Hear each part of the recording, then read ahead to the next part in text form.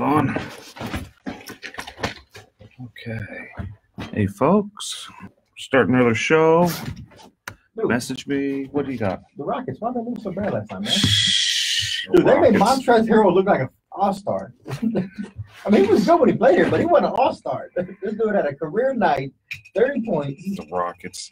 And we go from being ranked number 1 to like the worst team that exists. I think we're down to like rank number 16, 17 right now. Jeez. I mean, it looks like, or at least Carmelo Anthony can play. That's the Dude, only I'm one that telling can. everybody that. That's the only one that can play is Carmelo. He's trying to redeem himself. He He's likes playing with Chris Paul. He really does. It's his best friend. Oh, well, it'd be nice if Chris Paul played or anybody else. But Carmelo made some good points. Carmelo made 27 points last night. He did a good job. Hitting from the three. Eric Gordon, did he show up or He he was still asleep? He's asleep. All of them was asleep. But Carmelo Anthony did a pretty good job. No, I don't know, man. We'll see if the Rockets learn how to play again. Yeah, they're trying to get Butler. They're putting in everything they can to get Butler. Oh, You know, Rockets. I don't even know if it Sports in matters. general, I'm between work and family time, the family time at work. I had no time for it. Yeah, this guy. We don't even watch Ninja Warrior stuff most of the time. It was a Monday nights. Monday nights in USA, or it used to be. Now that's Monday Night Raw now. When does come on? And if we do catch up, we're usually watching for the Houston folks, people we've met and trained with. Yeah. My daughter loves going, oh, look, there's Allison. Allison Templewine's one that's been in a few times. Or, oh, look, there's Daniel. Daniel Gill's one of the biggest names in the sport right now. He trains at that gym. Okay. It's kind of hard to miss with this pretty boy hair. Well, him and his wife have the same hair. It's amazing. From the back, they look almost identical. He's a little bit taller, but not much. Be glad he got hair. At this point in my life, I'd just be glad if I had some. Me too. It fell down in my bag. I didn't have that in my youth, but now I do, so I know what it is. Oh, well. I still got it, just not where I want it. I don't have. I mean, it's gone. Mine's gone. I started losing my hair in my early 20s. So I was at a CVS going to law school. And I look, I'm like, man, that guy sure is going bald. And I move, I'm like, oh, dang, that's me. Yes. That mirror up here like this to watch for chocolate. And we can see the back. Man, that guy sure ain't got no hair. I move a little bit, I'm like, oh. I'm glad that's not me. And it's only gotten worse and worse. And he gets some of the shoe polish just kind of put back there. So Yeah, the hairspray. Tattoo your head with black so it always looks like you have some on there. might as well at this point. Man, I don't know, it's starting to read on the top that's standing out. Now, yours is fine. It's because I comb it this way, you can't really tell. But if I go back, you just see nothing but scalp. I'm in Japan coming out of the what's that thing called? It's one of our stores. The commissary though, because commissaries usually food. But it was a store on An outpost on the base. It was on Japan, Yokosuka. And I'm walking down the steps, and all of a sudden all I hear is, "Oh my God, Bo, you're going bald!" There's a guy behind me. He was an AO. His name was Jason. And shout it out for everybody here. I didn't think much of it. Of course, that night I checked it, and he was right. Big old goose egg right back here. I just never noticed. Well, that's a good thing. That's the good thing is if it's in the back, you just don't see it. It don't bother you as bad because it's in the back. So at that point, I just started shaving it. I embraced it. I'm not far behind you. It's easier. When I wake up, I have to brush my beard, but not my head. Well, then it transitioned from up top to down low. Sides. Yeah, up top to the sides. It's a different brush, sure. Getting older is not for the weak.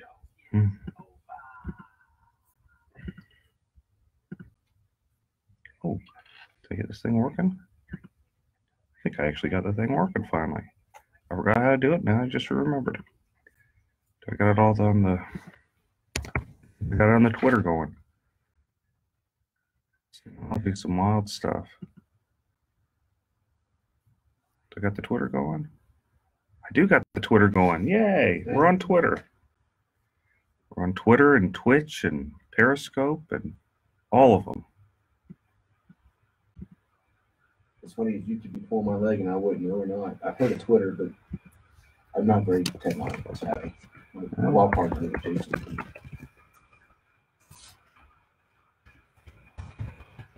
I wouldn't even have a Facebook if it wasn't for my life and stuff. Well, you own a firm. You got to kind of. I'm trying. What is it, about 6 minutes out? Yeah. So we got a- 5 minutes? Okay, I don't want to. You know, I'm bad at knowing stuff.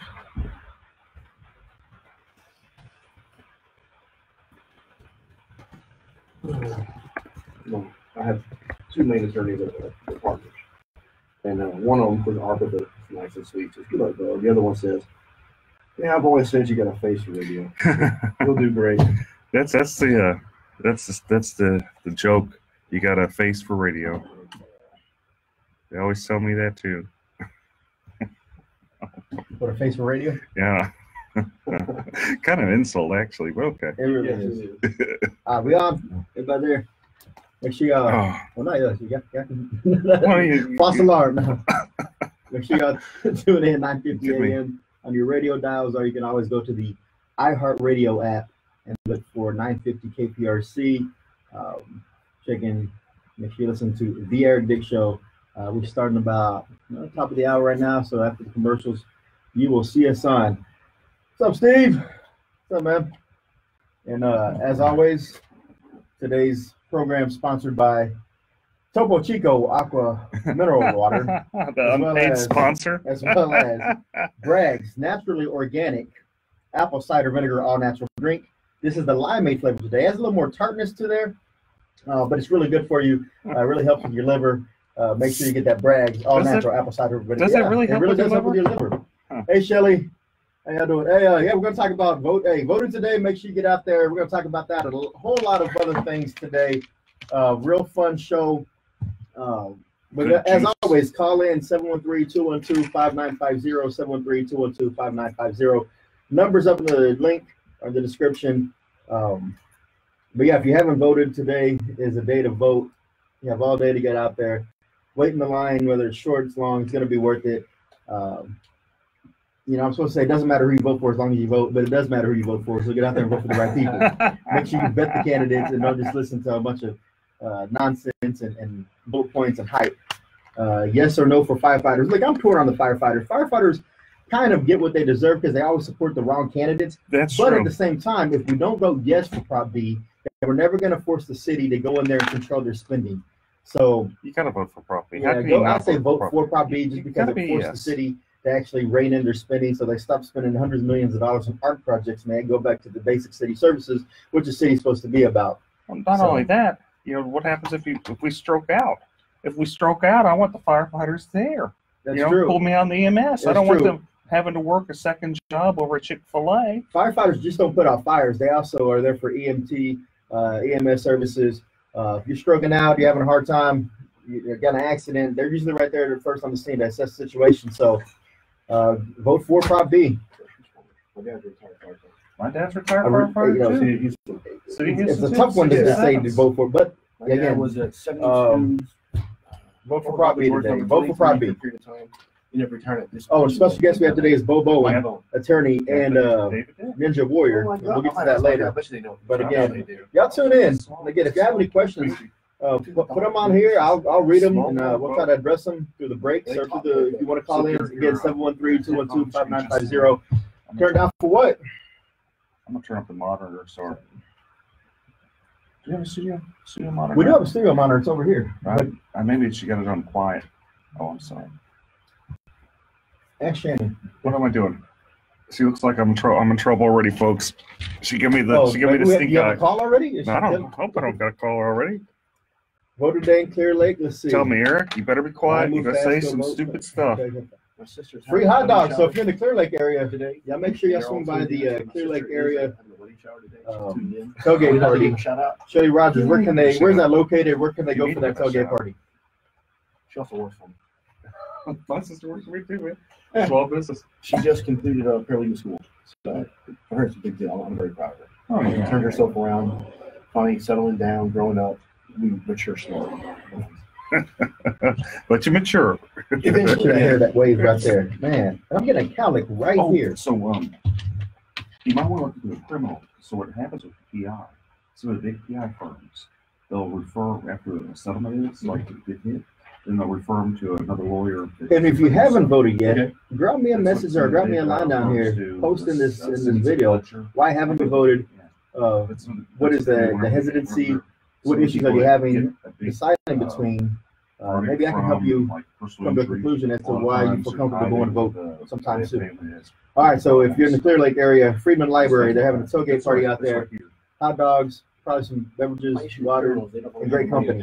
And you get to do that all while you're voting. So make sure y'all go down to Freedman Library. You do it after they get a big settlement. Yes. Use the settlement To fund me, get the full retainer. There you go.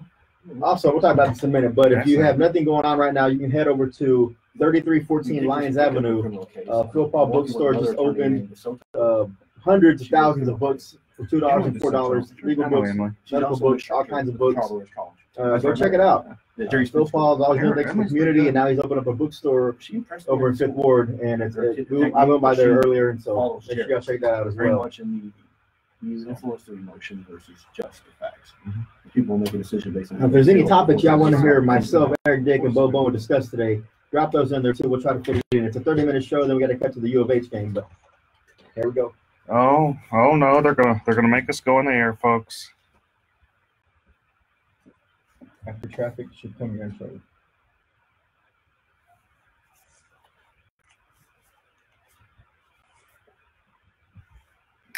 You know, they've never heard the intro, I don't think. On the live feed, What do we have on?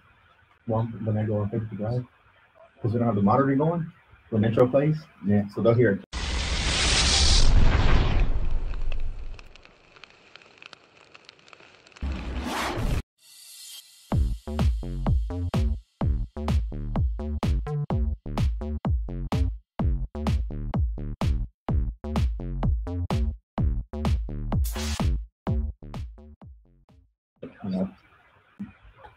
I can turn the monitor on, but I don't hear it in here. It'll kick on in a minute. The audio will kick on. I want y'all to hear the intro because y'all never heard the intro. Yeah, the intro is pretty funny. Okay, we'll talk about the caravan of immigrants. You do immigration law, right? What? No, sir. No Oh, I immigration. thought you did every color law, man. Not total, almost, but not quite. If they bring cash, he might. That's true. It's true. Yeah. For enough money, I'll learn it quickly. For retainers, we might make an exception.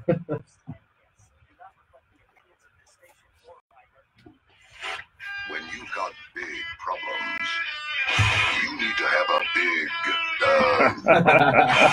you need Eric Dick, Oh my homeowner, goodness. insurance lawyer, and trustee for the Harris County Department of Education. That's good.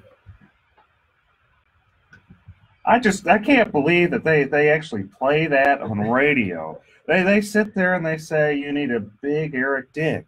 Hey, Huh. it's true. I mean, do you not need someone who's always going to fight in your corner when you're faced with these legal problems? Absolutely. And that, if you want to get ran over, you don't get an attorney. I mean, even I get an attorney whenever I have a legal problem. No joke. I get traffic tickets. I call the Kubosh. I put a Kubosh on it. There you go. Because when you're facing problems, especially homeowners, when you're facing problems with the big insurance companies, there's only one person you need to call, and that's Houston homeowners attorney, insurance lawyer, Eric B. Dick. Welcome to the Eric B. Dick Show. My name is Chris Carmona, joined by Eric B. Dick, and our special guest today is Bo Bowen. Eric, What up? there's a lot to talk about today. There is a lot of juicy stuff. Let's just kind of go into it because we don't have much time. We're getting kicked off a little bit for the U of H show. But right off the bat, let's talk about Prop B with the firefighters. My dad was a firefighter, strongly support the firefighters. In fact, I find it interesting the only people opposing the firefighters are Mayor Turner and big business. Everybody else, you have Kingwood Tea Party, you have Terry Lowry, you have Gary Pollan, you have just the grassroots Republicans, you have the grassroots Democrats, you have independents, all saying, And that's we need to important take to care of the notice. firefighters. You said the grassroots because the grassroots political activists in the city or in the county, they understand what being responsible with your money is. And if people ask me all the time, I know they've asked you, should they vote yes or no on Prop B? And I think we're in agreement that in order to have the city rein in their spending, there's only one way to go on Prop B, and that's vote yes for Prop B. Yeah, and see, the thing is, every time I've ran for city council, mayor, when I got 11% more than Adrian Garcia and Chris Bell, I did really good, surprisingly. But whenever I ran, it was on a very simple platform. The same platform Rob Mossbecker ran on, the same platform Orlando Sanchez, the same platform Bill King ran on. And that's bring spending to the basics. Public safety, infrastructure, your basic city services. Those are the things you want to spend money on. What you don't want to spend money on is like art projects and those type of things. You don't want to spend it unless you have extra money. But you got to focus on the necessities. Do a good job at it. You know, make sure we have adequate firefighters and police officers, adequate police officers. Make sure our streets are fixed. Those are the things that we have to do as a city, and those are the things we don't necessarily do right. And what this prop does is it forces the city to pay more money to focus more of its resources on public safety, what it should have already been doing in the first place. It's a very good proposition, and the city cannot raise taxes. It's like you get your cake and you can eat it too. And that's the best part. If you can't raise taxes, pay parity is brought into effect because the firefighters in the city of Houston are making less than across the nation for the same type of market, correct? Yeah, firefighters, they start off making $27,000 a year. And I just, what I'm always worried about, what I always joke about is if I'm stroking out, I don't want the poor firefighters, they're sleepy because they had to work at Chick-fil-A the day before. And those are serious concerns. Bo, your dad was a firefighter. What do you think? I have to agree with you. If you want to support the firefighters, you need to support Proposition B. Just plain and simple. Plain and simple. And, one of the things that by supporting this and reining in the city spending, some of the programs that may be cut out is additional funding being sent to the city of Houston public libraries for unnecessary services they're rendering. That's true. Let's talk about one of the things that's being controversial right now, and that's of the drag queen hour at some of the city libraries. Sure. So just kind of a way of background, I'm not against per se the idea of a drag queen hour. I think it's kind of funny. Like my thought is, why are we doing it necessarily? Why are we using public money for this? And they're saying, no, there's no real public money with it, but there kind of is. The library's kind of advertising it. They're kind of promoting it. They're spending their resources pushing this. And then it kind of gets interesting because you have secular humanism versus non-secular humanism. And these are complicated mumbo-jumbo words. They sound like it. They are. Basically, it's the idea that it's like Christian viewpoints of believing marriage is a man and a woman, that being the idea of a religion, and then non-Christian viewpoints. And the point that you can have these non-Christian viewpoints there pushing this agenda at the library and not be able to have the counterpart there. That's where it's not fair, and that's where I kind of have a problem with it. I think that if people could go there and say, look, marriage is between a man and a woman, this is what we believe, then it kind of evens the playing field. But there's another thing that really kind of makes me cringe is I have 2 small kiddos, and that's not really something I want to introduce them to if we were going to the library to get books and stuff like that. We kind of want to avoid it at that point. I don't really want to start having to explain to my daughters why this guy's dressed up like a girl. Now, what do you say to the proponents of this hour that say, you choose to go to the public library, and you could always say, what, for this hour, I'm not going to go there. Should you have to rearrange your schedule to fit into the city of Houston's agenda as it relates to the drag queen story hour? I just don't think I don't think it's really fair. And I don't think you should have to look at, the schedule whenever you just want to go to a public place and, learn, teach bring your kids to, the library. I'm fine with it being in a private place. In fact, I'd probably go. I think it's at minimum entertaining. I think it really is entertaining. And I think, it brings, I can see the diversity argument, Because the mayor has made a diversity argument saying we have a very diverse city. This is just reflective of our culture. This is reflective of our city. And he sees no problem with it, thinks that it's a frivolous lawsuit, is going to get thrown out. Well, but the city gets sued a lot of times for what they would consider frivolous stuff, like criminalizing feeding the homeless, That's all true. sorts of stuff. Bo, what do you think? What do you think? I never really thought about it the way you put it today, Dick. You're right. I didn't think about my kids being there. When I first heard of it, I was like, yeah, it's kind of humorous. It's a neat approach. I don't really understand why this lawsuit even started, in my humble opinion. Because I understand if they weren't letting someone else go, and that's what the argument's about, or is it simply because of the fact that they have the, what was the title you used? It's secular humanism. Secular humanism. Yeah. Yeah, and so apparently the impetus of this was that the same type of for a traditional marriage couple to go in there and have a story time was denied when the drag queen hour was actually given a clearance to go ahead. And so And this is some really juicy stuff. Yeah. We're going to get right back in it. we're And good talk because there about are some this. alternatives to a public library. We'll talk about that when we come back from break as well. We'll be back. Eric Dick Show. Thanks, folks.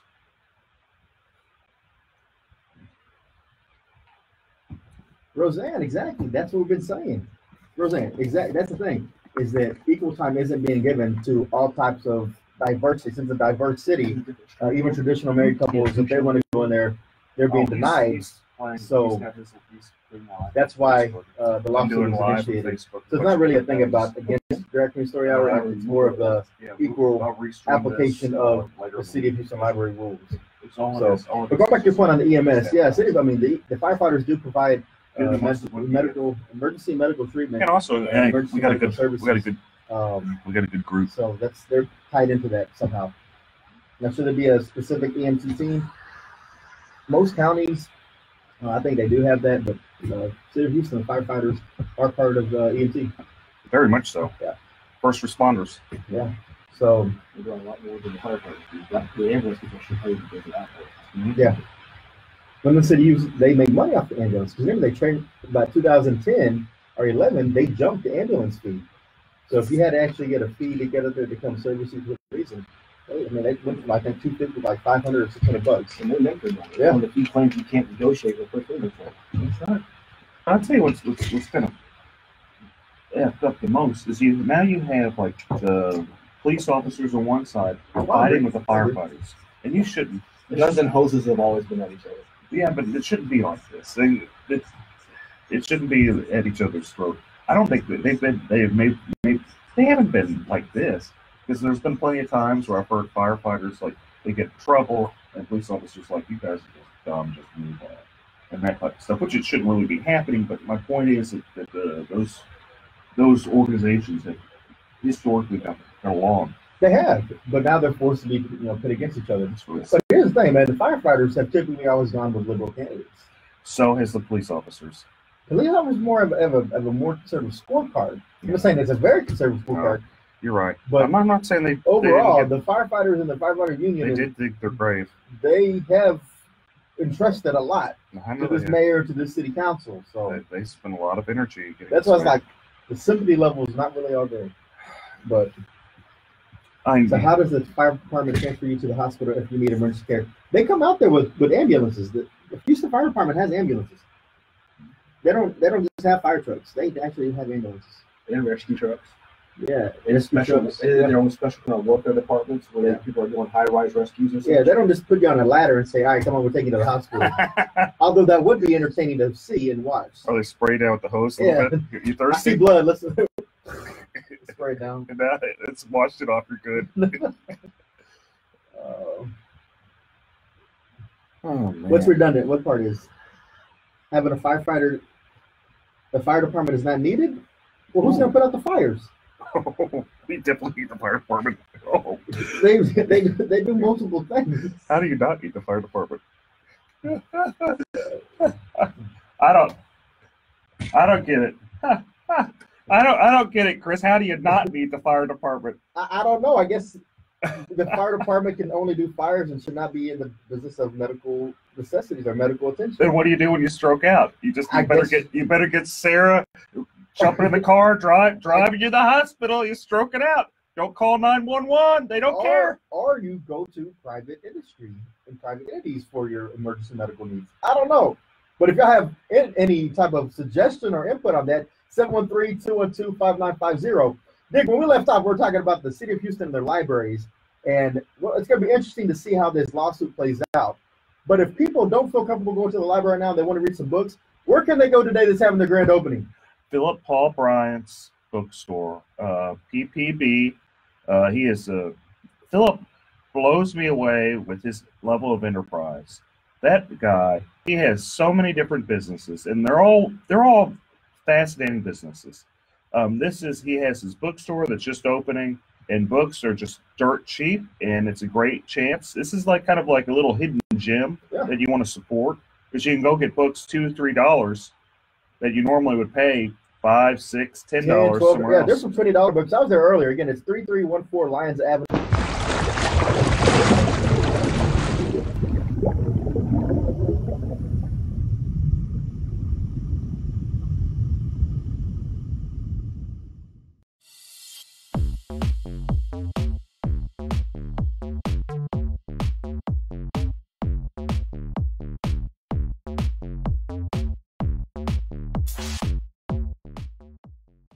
It's called Phil Paul Books. Great opening today. They have kids' books for $2, over 15,000 books for under $4.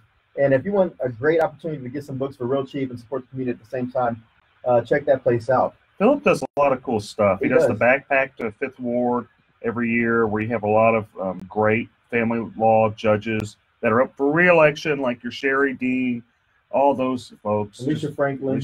There. James Lamborghino. And that's the thing. Voting is taking place right now. If you have not voted, you still have this weekend and as well as next week, the Friday at 7 p.m. to go out and early vote in Harris County. There's rumors there's a lot of irregularities going on this year, and it's more or less people are saying, you know what are you going to do about it? I'm going in. I don't care if I have ID. I don't care if somebody's helping me vote. What are you going to do to stop me? What are they going to do to stop irregular voting and voter fraud? Not look at the party because there's too much corruption.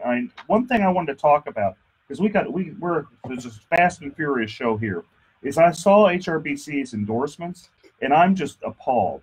This organization, who the chairman is the financial chair of the Harris County Republican Party, it's endorsing Democrats, and not only is it endorsing Democrats, it's kind of a sexist organization. This is a big business organization.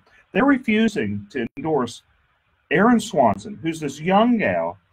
She ousted a corrupt incumbent, Teresa Chang, who's just an incompetent judge. And they're so mad at her for doing that.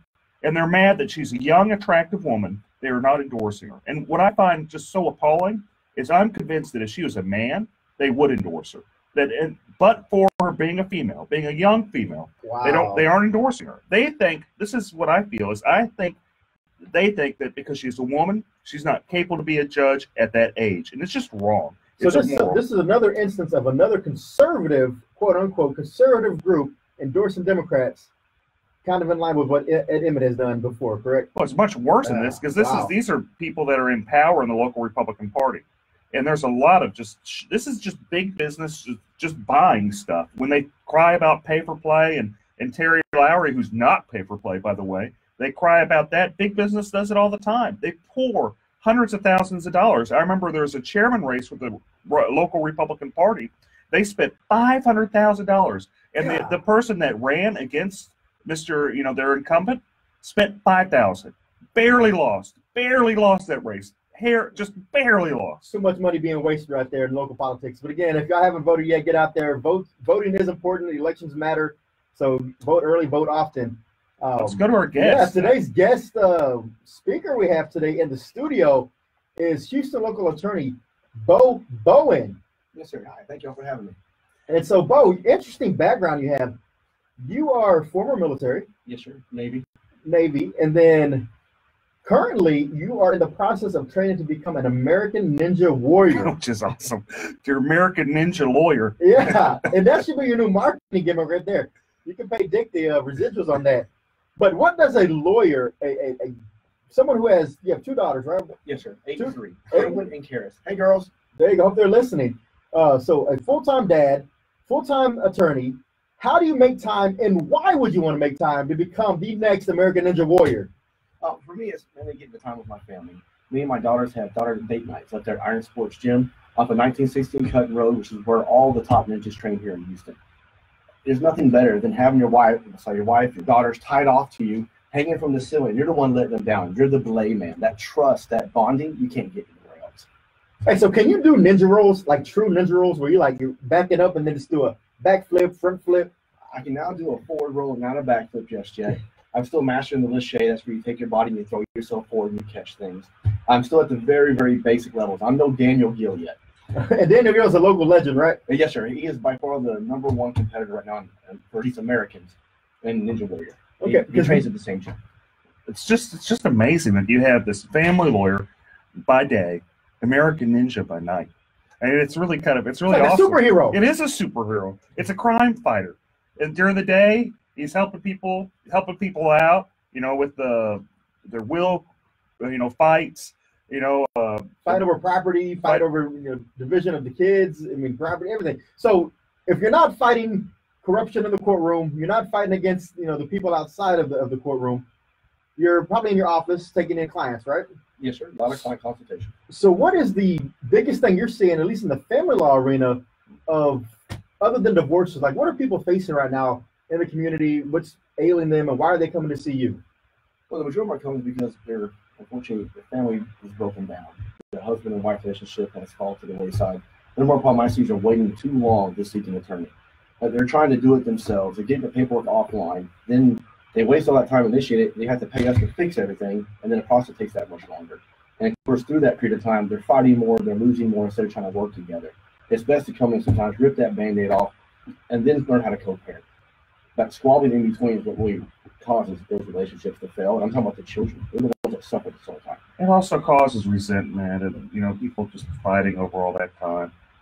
So on the flip side, isn't someone having a wedding today? Or That is correct. My baby sister's having her wedding shower today. Her name is Joanna Bowen, soon to be Joanna Sanders. She finally found the man of her dreams. You know who I'm talking to, Marty. You're a lucky man. And I hope they're listening. I love you. Melissa Love you. Yeah, Melissa Smith's getting married too at the board that I'm at. Congratulations, Melissa.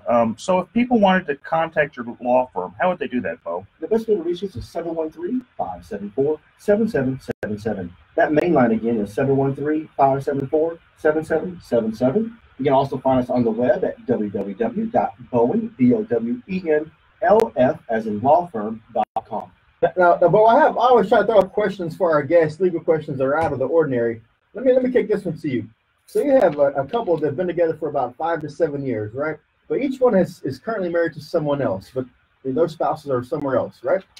So over this 5 or 7 years, they've acquired a purchase of a home. They've been living in that home.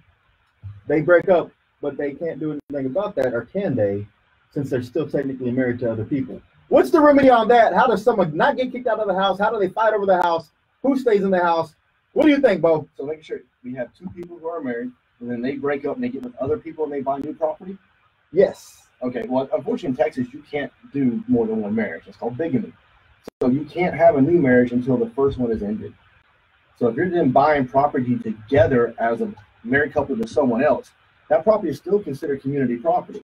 So they would have every half, and the other side would then have half, meaning their spouse they're currently married to.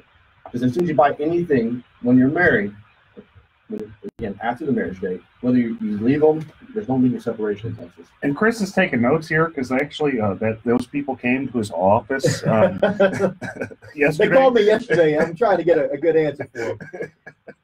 But the thing is, and that's the thing is, so now, whether you wanted to or not, if this was a secret affair for 5 or 7 years, are they going to have to now bring in those spouses they were keeping secret to try to finally get rid of this property? Yes, sir, especially their names on it. It's going to make it difficult. I encourage you to get them all together, reach inside a sort of settlement, see what everyone wants. Try to get them to work together. Otherwise, this is going to be in court for me. So, and also, is it a formal marriage or is it a common law marriage? Because, common law is a little bit interesting than it is in a formal marriage. Well, common law or informal marriages, as it's lined out in statute, the number one thing you have to look at is, was there an agreement between the parties? If the parties had an agreement to be married, we're done. They're going to say, you move on. But isn't there a statute of limitations, or is there some type of, after some point in time with the common law marriage, is it not presumed, or is there some type of... No, sir, you can be together for 100 years, together for 2 years. It really depends on the parties themselves and the totality of the circumstances. The number one being the agreement amongst the parties to be married. And then they have to also do something to, show the agreement, usually like a ring or something like that. Hold themselves out is another big one. That they file income tax together, hold themselves as married to a government agency. That's a good indication they were married. How they introduce themselves to other parties as well. And they're at the supermarket, hey, this is my wife, Allison. They just held themselves out as being a married couple. If the wife doesn't say anything, should be assuming they're married, and so are everyone else, including the court. And so if they want to go ahead and wind down that marriage, even though it's considered common law, they still have to go through the formal process of a divorce at that point, right? Correct. Yes, sir. And if they go to the divorce and they go through mediation and they get an MSA, a mediated settlement agreement, Yes, sir. is that full and final in the state of Texas? Yes, sir. I went to In Re Stephanie, the case. All you want to read with that. It has made mediations powerful. It is irrevocable once it's signed. And in fact, another good Republican judge, Judge Farr, he got overruled on the case Minks versus Minks, where the parties themselves came up to the bench and both of them wanted to revocate or reject the MSA. Court of Appeals said no. You're stuck with it. Enforce it. Wow. Well, there you are. That's tough. Be careful when you go to mediation, and don't try to back out. Be serious. And if you go through mediation for any type of homeowners claims and it's unsuccessful, or if you go through the appraisal process and it's unsuccessful, or you go through arbitration and it's not binding, well, you can always hire a dick. That's Eric B. Dick. Texas and Houston's homeowners insurance attorney. Eric, how's it going over in the insurance field right now? Any cases coming up? Oh, there's a lot of cases, man. I've represented a whole ton of people from Hurricane Harvey, and what I've been shocked with is the majority of the people I've represented, they've been underpaid. And when I say the majority, like I've represented thousands of people, and it's just sad seeing, you know, how the level of people have been underpaid. Some of them have been underpaid like tens, $20,000, $30,000. So I do everything I can to get them paid right. Folks, this has been a good time. I'm going to have to see you next week. They're cutting me off. They're saying no more free advice. Eric, you've given out too much free legal advice. No more. Cut it off. It's because Eric Dick will protect you in the fight against homeowners insurance or any type of insurance company. Make sure you call Eric B. Dick at the Dick Law Firm. Thanks to our guest, Bo Bowen. Thanks, producer Shannon. I'm Thank Chris you. Carmona. Eric Dick, take us away. Thanks, folks. See you next week. Thank you, producer Shannon. Bye-bye, folks.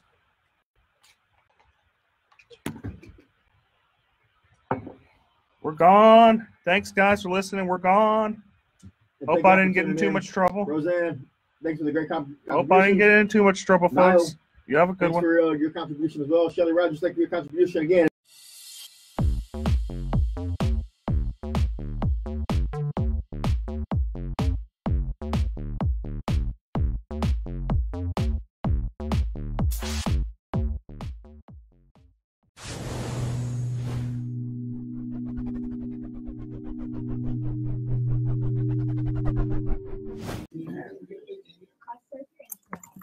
Opinions provided on the Eric Dick Show are for informational purposes only and not for the purpose of providing legal advice. You should contact your attorney to obtain advice with respect to any particular issue or problem. The opinions expressed on the Eric Dick Show are that of the hosts and guests and do not reflect the opinions of this station or iHeartMedia.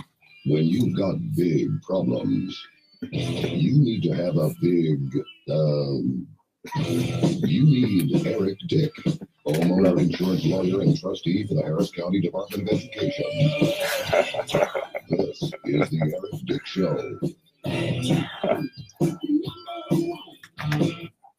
All right. Thank you guys so much for joining me today on the very first ever Eric Dick Show.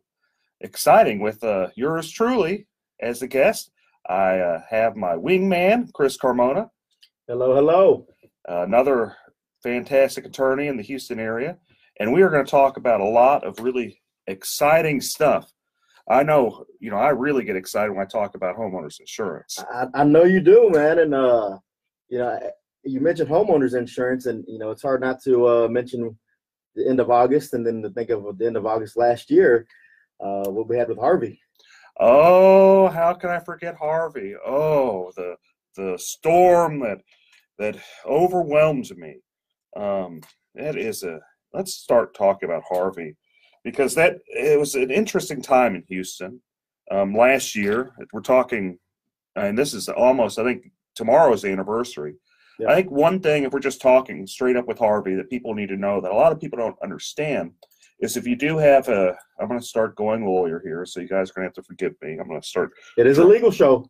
It is a legal show. I'm going to start dropping information that's pretty important. So if you have a flood insurance policy, I commonly refer to it as NFIP, National Flood Insurance Program. It's really important that you file your proof of loss by tomorrow. Well, actually not tomorrow, by Monday. which would be the 1 year anniversary. If you've already filed a proof of loss, no big deal. But if you haven't filed a proof of loss, so let me kind of back up a little bit. If you have, if you were flooded by Harvey, if you have any property damage that was related from the storm of Harvey last year, they probably want to take your advice pretty seriously right now, because there's a lot of people that have been hurt by this financially. And it's been a long process, with FEMA not being responsive as we thought they were going to be, with the city, with different charity organizations. Some people just have no help coming to them, right? And so if they need legal assistance, what is the pathway that they should have been following? And it's not too late to still go on and get this done by the deadline of the 1 year anniversary, right? For flood, if you're talking wind, if you're talking other stuff, it's different. But for flood, if you have a dispute as to your loss, it's pretty much, Monday's the deadline to file your proof of loss, and you absolutely have to file a proof of loss. After you file the proof of loss, you can go back, you can dispute it, you could whatever, you can have your fight, but you have a 1 year deadline. Usually it's like 30 days or 60 days, but they extended it to 1 year. So you have to file that proof of loss if you have a dispute with your flood insurance policy. Now, if it's there's a lot of other things that happened with Hurricane Harvey that we could talk about, but I just really wanted to emphasize, and I'll probably emphasize that a bit with that 1 year proof of loss, because not many people are talking about it. A lot of people don't understand it, but you can get that form online for the proof of loss, but it has to be filed within 1 year. I just want to say that a lot so people. I know I'm repeating myself, but it's really important because you lose all your claims. Now, can they find that form at the Dick Law Firm website? I imagine they could. If I don't really do flood insurance claims very much. I do a few of them because I typically do first party insurance with my firm. If they called me or messaged me, I'd point you the right direction. But it's not really. And I'm not trying to get business from this at all. In fact, I kind of don't really want the business. I'm just trying to provide basic information that people should know. I'd hope they know, and they don't.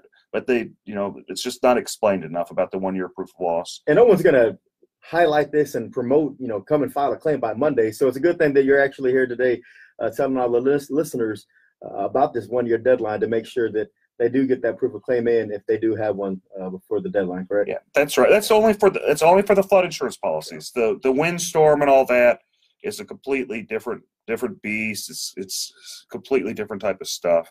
And we could, naturally, I guess we could talk about the windstorm a little bit. And I'll talk about insurance till I'm blue in my face. And again, it's horribly exciting stuff. People live on Facebook see the faces I'm making. Okay, so the windstorm, that's interesting. There was a lot of, whenever Harvey hit, there was maybe those that were here. Remember, there's a number of like little tornadoes that tagged along all over the city, north side. Like right after Harvey, I physically inspected a couple of buildings, and I was kind of amazed by the amount of wind damage. Where you had one building where the roof was torn off, where they flooded both ways, from the bottom up and the top down. And you see a lot of that in Houston. And what's sad, just from my own personal experience, is a number of insurance companies that just take this hard position that there just wasn't any wind damage at all, that Harvey was just a water event, and that's all it was. There's only flood. It didn't involve there was no winds, and it's just not true. And it just simply isn't true. Unless the stuff I've seen firsthand, and many of other people have suffered with the windstorm and the wind damages and the tornadoes that came through. So it's just sad that's kind of the state of affairs. I don't want to dwell on this whole insurance too much. And that's the thing. We've, as we approach the 1 year anniversary of Harvey, there's still a lot of families out there that haven't been given the assistance needed. And so, it's always right to make sure we remember those who have lost items. And, there were some lost lives in Harvey as well. One of Houston's most tragic events overall. And so when people and families are trying to rebuild their life, a year later, there's still things that need to be done. It's a good thing we have lawyers like Eric B. Dick there to make sure that they can advocate for people and for families to make sure that they can get their house back in order, even as we approach the 1 year mark. But it was just more than windstorm and flooding. You had a number of other factors kind of going on. You had the chemical plant that exploded that wasn't really expected, and that caused a lot of damage, a lot of craziness. A lot of collateral damage, just from the floods, the winds, everything that's associated with a catastrophic event. So Eric B. Dick, Chris Carmona, we'll be back after this short break. Thank you guys so much.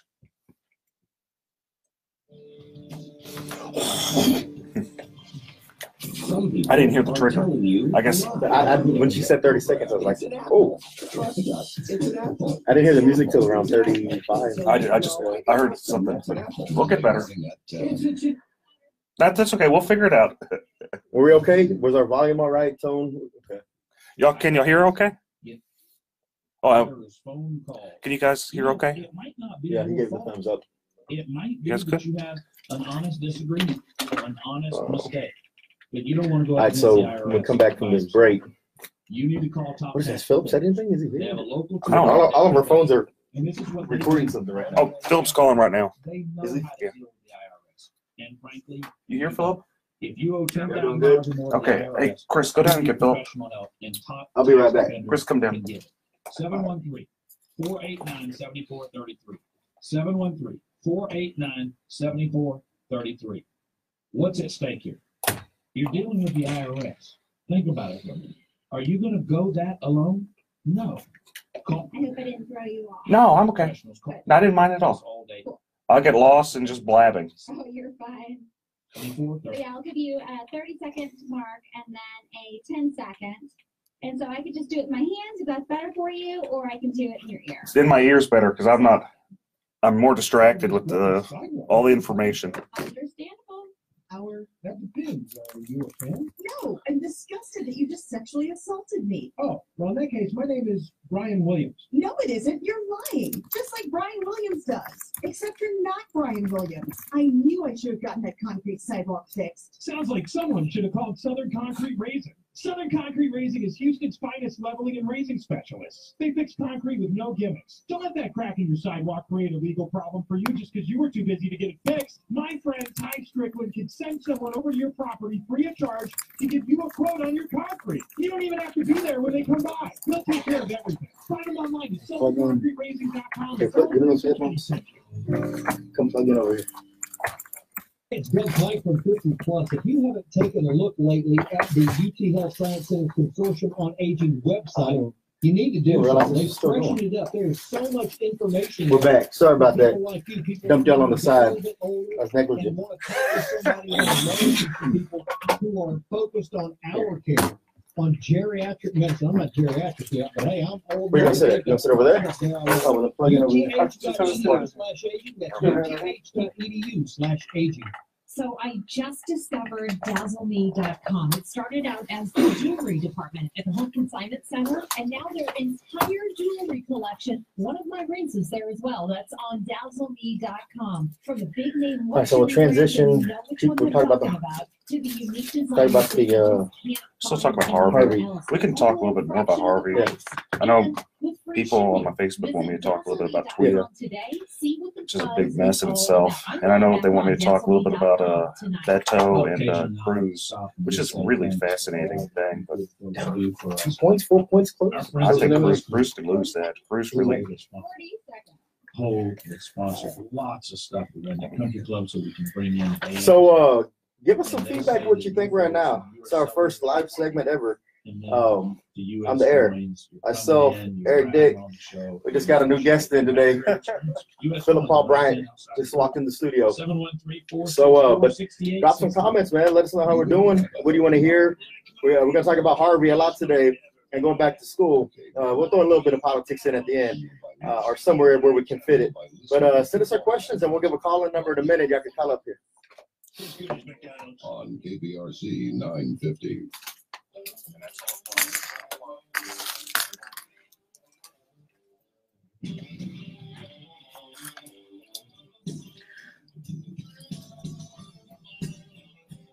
Okay.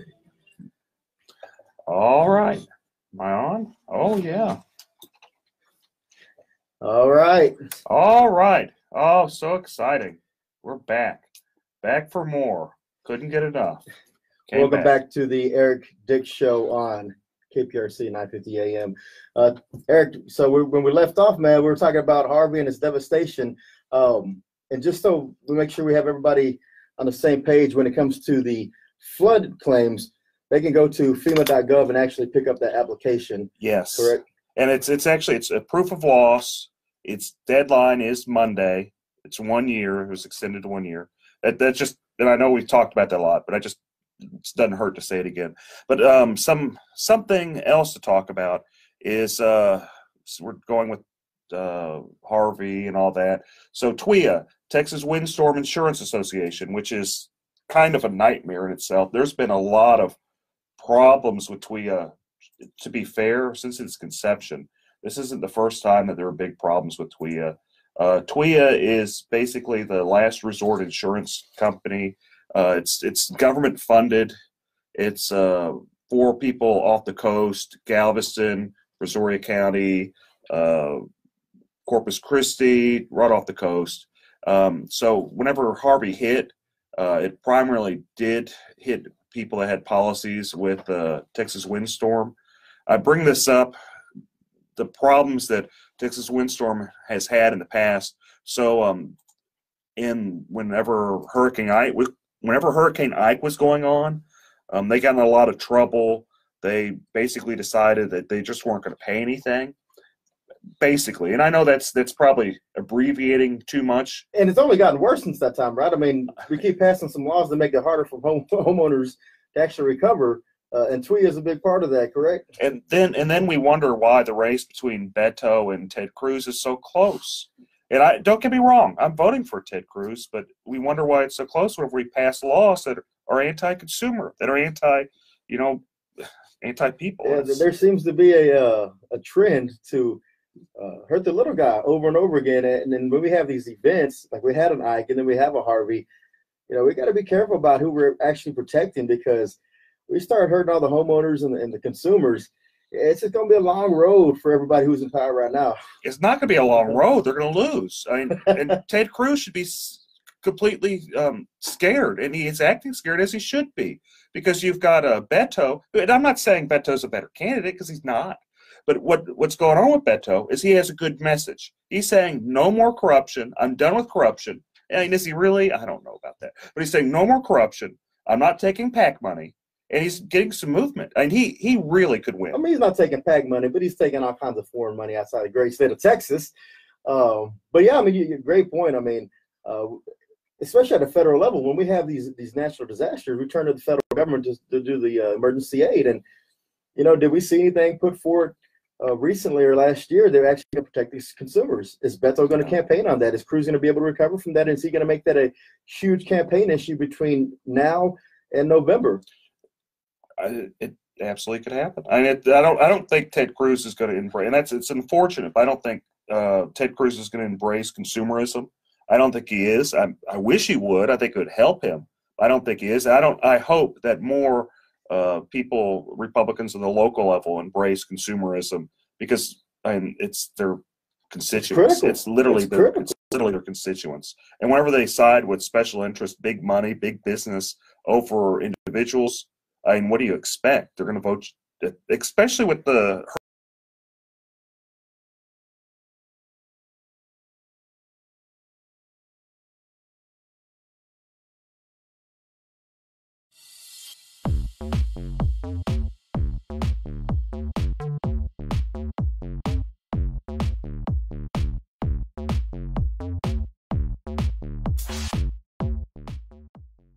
Hurricane Harvey. So you had a new law that went into place like literally 2 weeks or the week of Hurricane Harvey. I think it might have even been maybe a couple days of Hurricane Harvey, 542A. And so this the Texas Insurance Code 542A, right? Yes, Texas Insurance Code 542A. And this was, and I'm gonna give you some quotes, because quote, greedy lawyers were filing claims, and that this is the rationale, because greedy, evil lawyers were filing claims, even though they're filing on behalf of their people that they're hired for. But you know, lawyers only good whenever I guess you need one, right? And that's the joke. So these big bad lawyers, but it's greedy trial lawyers. You got to make sure you put that in there. Oh. Greedy trial lawyers. Yeah, because I mean, considering that there's more lawyers on the Republican side than there are the Democrat side, it's just nonsensical. It's just all that is. It's just big money being funneled from special interests for propaganda, and it's corruption, and there's a lot of stuff going on with that. But so you had that being pushed. You had the law changed, where basically it's difficult. You have to have a high level of precision when you're making your demand letter. If you're not perfectly right, you lose your client's right to recover attorney fees. So guess what happens? It's not hardly any lawyers are interested in the cases. There's a handful of them, and I do those cases, but not a whole lot of attorneys do those cases. You have a market that's needed. You have a bad storm come through, and you have a whole bunch of people upset, and they're upset at they're upset at a lot of things. But this new law that got pushed by Republicans, that doesn't help. That doesn't help, especially in this year when you have a whole wave coming from Donald Trump. You have a whole national wave being pushed. It doesn't help. It's the resentment. It's the anti-alt-right movement this year. And when you have people, especially in Harris County and the Houston area and Galveston, remembering Harvey and remembering that the effect it still has on them, they're going to remember that in November. Who's helped them over this past year? Was it Republicans or was it Democrats? Or was it neither? Of course they are. And I'll tell you, just on a positive, because I'm a positive guy. I've been really impressed with Jack Mormon. Jack Mormon on the local level, our Republicans some of them are really, really good. I imagine there's some there are some that are bad too, but there's some that are really, really good. We got rid of some of those in the primary, right? Yeah, some of the extremely corrupt judges, and there's a lot of that going on. We got rid of that, and we're still working. I know we've got, and I'm just going to say, we got a drunk chairman on behalf of the Harris County Republican Party that we got to deal with, but that's not either here or there now. Now what we got to do. Drunk on liquor or drunk on power? I think it's both. Probably both. It's both. He barely won. It cost $400,000 for him to win that race. Whenever I think his challenger spent maybe $5,000. Maybe $5,000. Yeah. So I mean, if you look at the dynamics, it's interesting. But I kind of don't want to dwell on that. Let's go. I know we do have a lot of stuff going on because it's back to school, and we got a fantastic guest that we're going to talk to, Philip Paul Bryant. Good morning. Good afternoon. Good afternoon. Thanks for having me on. It's an honor to be here with some good people. Mr. Eric Dick, congratulations on your broadcast, Mr. Chris Cremona. I think this is a well put together show. I think it's really great that you guys are on air giving people legal, I don't know if you're allowed to call it advice or legal direction, for lack of a better word. And so kudos to you guys for taking time out of your day. I know you guys have a million things to do, but thanks for doing this show. Your listeners will be very well pleased and very well educated as a result of that. And as you guys know, coming up on the 1-year anniversary of Harvey, you guys know that for the last year, some of the listeners don't know, but for the last 9 years, Eric Dick, along with other sponsors and underwriters, have made it possible in the Fifth Ward area to be able to give away upwards of 500 or 600 backpacks and school supplies each year. And this year alone, we're well surpassed that. We're almost at 900 backpacks. 900 school backpacks. Supplies.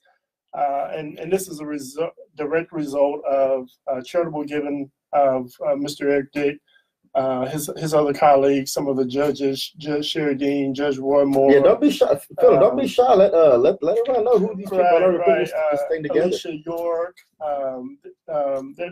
There's a dozen or so judges who, and just for the record, I want to go on record of saying this. They're not going to get votes from 12-year-old African-American kids in Fifth Ward. No. So it's not a political thing. It's not something to do to try to boost their credentials. They do it because they care about others. They care about the kids. And they understand that they're making an investment in the lives of young people. And a kid over in Fifth Ward or Cashmere area may very well be the next Mark Zuckerberg or the next Chris Brown or Michael Jackson or LeBron James, and so they they're could have used somebody other than Chris Brown. I mean, we don't want any domestic violence. But you say that though, and if you listen, meaning that they're talented. That's the route I was going with.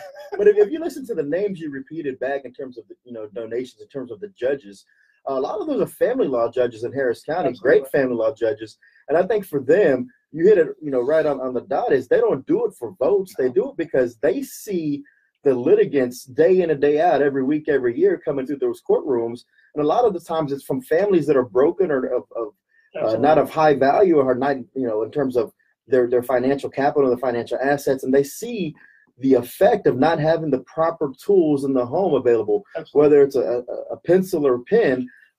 We got to make sure we're equipping the kids properly, and that's what Philip Paul Bryan has been doing for the last 9 years at the Island of Hope Church with his back to school drive. And it's just an amazing drive. We're going to take a break, guys. Thank you so much. This is Eric Dick, and we got Philip Paul Bryan as a guest, and we'll see you shortly. Thank you guys so much.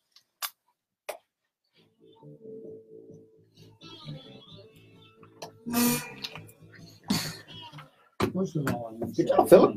Good job, Dick. Good job. Of the Michael Berry Show and our entire station. I'm not new to this. I'm true to this. You what? That's a good transition, man. We're going to have y'all turn on your mics so we don't have any chatter if we're not ready yet. Do you know what I mean? So you see your on button right there? Yes. So whenever you're ready to go, hit it on. So right here? Yeah, coming back from the break? Yeah. Okay. Yeah. So yours is right over there. There you go. And then yours is right over there. On. There we go. Perfect. Okay, so it's off right now. It's off right now. So whenever you're ready to go. Cool. Okay. How's it sounding? Sounds great. Sounds really good. Yeah. Have you done radio before? I've played with it. My brother's an on-air personality. Oh, cool. All right. So I play with him sometimes. I used to. I haven't done it in probably 10 years. Comes back. Absolutely. Sounds great, guys. It's free. 877-717-PTSD. You've got lots of So if my brother's listening, yard equipment, ATVs, constructive feedback. You name it, and they all use fuel. Later on, not right now. These same fluids that make your engine run also create deposits that reduce Oh. performance and gas mileage. Come out, multi-system tune-up removes these gummy carbon deposits and stabilizes So we're about fuel. we're at the halfway mark. So Philip, we're gonna come back out the break. Get it done today. Just 647. We can transition back out over the after he's done with this segment. Transition back over to Harvey. Now, this tie over there. I got you. I'd like to also talk to, he brushed in some really great judges I'd like to talk about. I think Sherry Dean, she really is tough. Sherry's really good. I'd like to talk about Sherry. Sherry's really just, to be fair, if more Republicans did that, it wouldn't be a sweet county. Yeah, because Dean and Moore have been doing it from the beginning, right? Or almost from the beginning. Actually, first year. Yeah. Eric, 2010. Judge Sheridan, and Judge Moore. 713-489. Ask Chris Daniels, but he comes in and out sometimes. 489. Oh, CD? What's at stake? Let me take my face off the camera. Think about it. He tries. The experts call the Oh, We can also talk about, I don't think we need to talk about the department. We can, but Hundreds of dollars by I don't think it's switching necessary. I'm as happy I don't think it's necessary. Oh, but we can talk about the bond vote today. That's really important. Transition. The bond vote's really important. Yeah, because that's happening right now. It ends at what, 7? So you heard they say right when they gave us the countdown when we're going back in. When you hear the music start playing back in, it's breaking in. And we gotta push the button. Hit the on button. We go back on this. Like, I got it. or more. I don't know if it's coming back in a while ago. We're like, are they going to say, and we're back? During the off season, So we'll say that. We can lead in with, and we're back. Mhm. Yeah. Police violence or whatever the hell it is. Make sure you put the show's name, like you said, Harry Dick Show. Yeah. So that way, if they're not listening on air, they're We listening. can take some callers too. Yeah. I'll take some callers. Maybe we'll do another segment and take. Well, Maybe do half a Hey, segment of Dick Dwayne, Cars. hey, we'll go back to other than backpacks here, all the list of what they have there. You know, tell the kids they can bring their school supply list and go shopping. Yeah. So make sure you detail other than backpacks, say everything else they have. Tell the kids to bring their paper and their little list, and they can mark it off and pick up their supplies. And then I'll tell everybody how I just spent so much money. I'm gonna go return it and then go back. How much you spend so much money on? I spent like $150 on school supplies. I'm about to go get my receipts. That's So easy. You know, he never brings the girls. Play KPRC on iHeartRadio. And we're back for more. Eric Dick with my show, talking about Hurricane Harvey, talking about going back to school, and we have a special guest, Philip Paul Bryant, who does every year Backpack to Fifth Ward with some of the most amazing people that help him. Oh, absolutely. Well, did we announce that he was world-renowned author, Philip Paul Bryant? Nah, y'all forgot to announce Yeah, that. we forgot that Y'all part. forgot to announce that. Philip Paul, what's the book you have? What's your latest book you have out right It's now? called Death of a Community, How the Church, the Police, and Facebook Are Shaping Our Future. I'm actually working on another piece. I hope to get it released by mid-December. And it's going to be talking about hurricane preparedness, things you can do, actually national disaster preparedness. So things to do in the case of hurricane, tornadoes, terrorist attack, school, active shootings. And so I'm actually going to be working with Attorney Eric Dick on that book.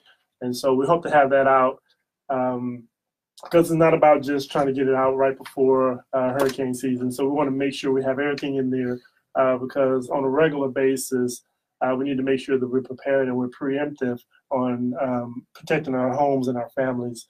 And so I'm really excited about that. One other thing I want to make mention of is tomorrow, we mentioned the back to school, the 9th annual. It's going to be tomorrow at 12 noon. It's going to be at the Island of Hope Church. That's 1505 Greg Street. And that's in Houston, Texas, right there on the corner of Lyons and Greg. And you go over about one other block and you'll see the big dome church, the Island of Hope Church, Bishop Bryant, the whole team there. And you'll see some judges, unlike where you usually will see them in a robe, in the court, super official. You know, Judge Moore comes there in his shorts. Judge Dean comes there with her grandkids, and Mr. Lance, her husband, volunteers. We still need volunteers, but a lot of times people from their actual court coordinators and stuff like that actually come to the event and volunteer. They don't get paid for this. No one gets paid for it. But it's an investment in the kids and an investment in the community. And also we have some pretty good entertainment because the goal is to not just give the kids the backpacks because, you know, you can just form a line in the park somewhere and hand out backpacks. But the goal is to bring elected officials, people who may be considered role models in our communities and have them all saying to the kids, it's important to stay in school. It's important to get good grades.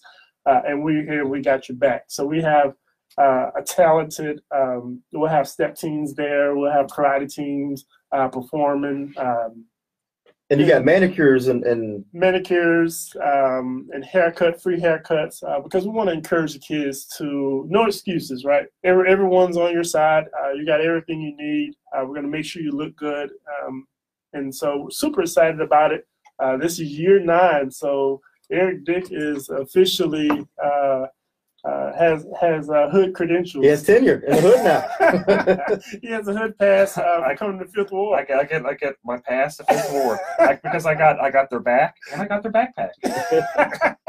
Yeah, I want to talk because the brand that was good. I do like branding. You have to admit that. But Sherry Dean, I've been so impressed with everything she's done with the Backpack to Fifth Ward. She has put in a lot of effort on this. In fact, she called me, and no, she didn't call me. She messaged me, Eric, you better donate this time. Yes, Judge, I'm donating. Yes, Judge. She really takes this personal, and it's kind of amazing seeing her there because she knows the kids. She goes and checks with them every year, make sure they're doing good. And it's really, I'm going to have to say that Sherry Dean is one of the role models, at least in the Republican Party. She should be, because if more people were acting how she acts, and she's doing it in all sincerity, there's no nothing but sincerity, but if more Republicans actually cared on the local level, maybe it wouldn't be a swing district. That's just my humble opinion. When you go into her courtroom, she, her biggest thing is family matters. Just saying, and she lives that motto. She lives that mantra because everything she does in the courtroom and outside the courtroom is always to better the families and better the kids.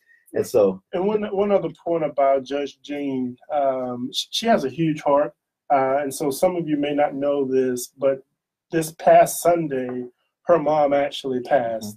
And I know that her and her family was out in, I believe it was Lufkin this weekend, dealing with that. But when I tell you, in the middle of that family coming together and needing to take care of that, she was still calling and texting every day.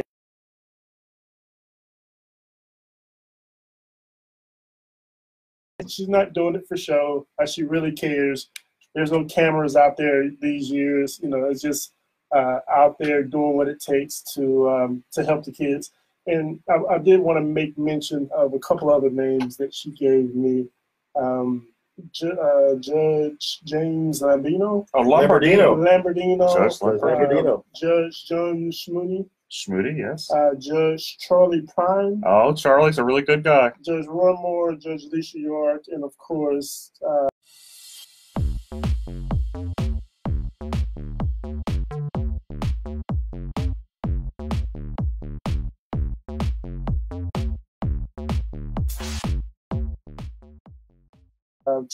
Trustee Dick. Yeah. Judge Prine he's another really great guy. You mentioned a few of them. Judge Schmoody, John Schmoody, he's another.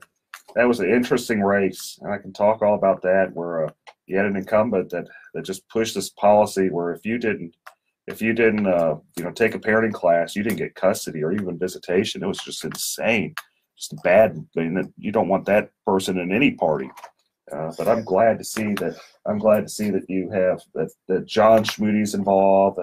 That of course Charlie Prine is one of the nicest people around. You got good people pushing this, which it's the right thing to do. It's the right thing to do. It is absolutely the right thing to do, and more people need to be trying to help others. And I want one last thing. I want to make mention that last year was pretty special because obviously with Hurricane Harvey, we actually had to reschedule. As you remember, we actually had to reschedule the back to school event for the following weekend just because that weekend, the fourth Sunday, which would have been around the 27th of August of last year, people were stuck in their homes. People didn't have power. People didn't have proper communication. So we were forced to reschedule the back to school event. And we reached out to our sponsors, Eric Dick and Judge Dean, and we let them know, hey, you know what? I know this is a back-to-school giveaway, but we need to add some clothes and some food. And our sponsors last year stepped it up, and we were able to give out clothes, food, and other toiletries to the community. And so we're happy that this year we're not needed to give out additional clothes and food. But you won't turn them away if somebody brings some clothes up there and they have a lot. I mean, because kids do a lot, especially in ISD. A lot of them need the uniforms. Oh, absolutely. And people are still displaced a year later. So with this in mind, Harvey going back to school today is also, and there's also some other stuff going on today. You got a bond proposal. Today's the last day. It's election day for to add some more debt, and and there's a lot of confusion on this bond issue too because when first we had the county judge. Specifically say he wanted this special election because he didn't want to have to campaign for himself and the bond in November. So he asked the governor to set this in August. And the governor's response was, you already have the money coming and it's now, so I don't know why you really need this, but I'll go ahead and set it for you anyways. So when the governor says that, Eric Phillip, do we need this $2.5 billion additional when the governor already says it's coming? I don't. But the thing that I like about it is, in all fairness to Judge Emmett and his team, I know Owens and a few other people down there, they've done a good job, in my opinion. And obviously, you have up until about 7 p.m. today to go vote. But in my opinion, they did a good job to try to spell out street corner by block by block exactly where those funds were going to be allocated towards. So whether or not areas or certain communities need those fundings or need that money, I can say that they were transparent in rolling out there exactly where those monies and where those dollars were going to go. So I appreciate that. But the money's already, that money that is being, I won't say allocated, but needed for those areas, that's already coming from the state, right? Well, if you've seen some of the devastation out there, and I know you have, Cremona, Yeah. so it's a rhetorical question. So going out there and Kojic, we were donated a huge 60,000 square foot facility after Harvey, which Kojic Charities and Kojic Urban Initiatives were able to come in and set up a resource center where people can come get goods and other services. And we took it with Bishop Macklin and Bishop Blake and Bishop Bryant. We took a tour around certain areas. And if you were to see some of those areas and some of the devastation, and it wasn't just poor African American and Hispanic Everywhere. communities, it was everywhere. And if you were to see some of those areas, I guarantee it, from my perspective, you can't give enough money to one, to help those people be restored, and two, to try to prevent this from happening again. And also you have everyone all along Barker Dam that flooded. And absolutely. It's just a big And none of that mess. money touches that area as a project, though, right? So That's the county. Maybe Yeah. we'll talk more about that soon. Thank you guys for tuning in, and we're gonna take another little break. I've got Phil Paul Bryant as a guest. This is Eric Dick and Chris Carmona's playing wingman. Thank you guys. Wingman, come on.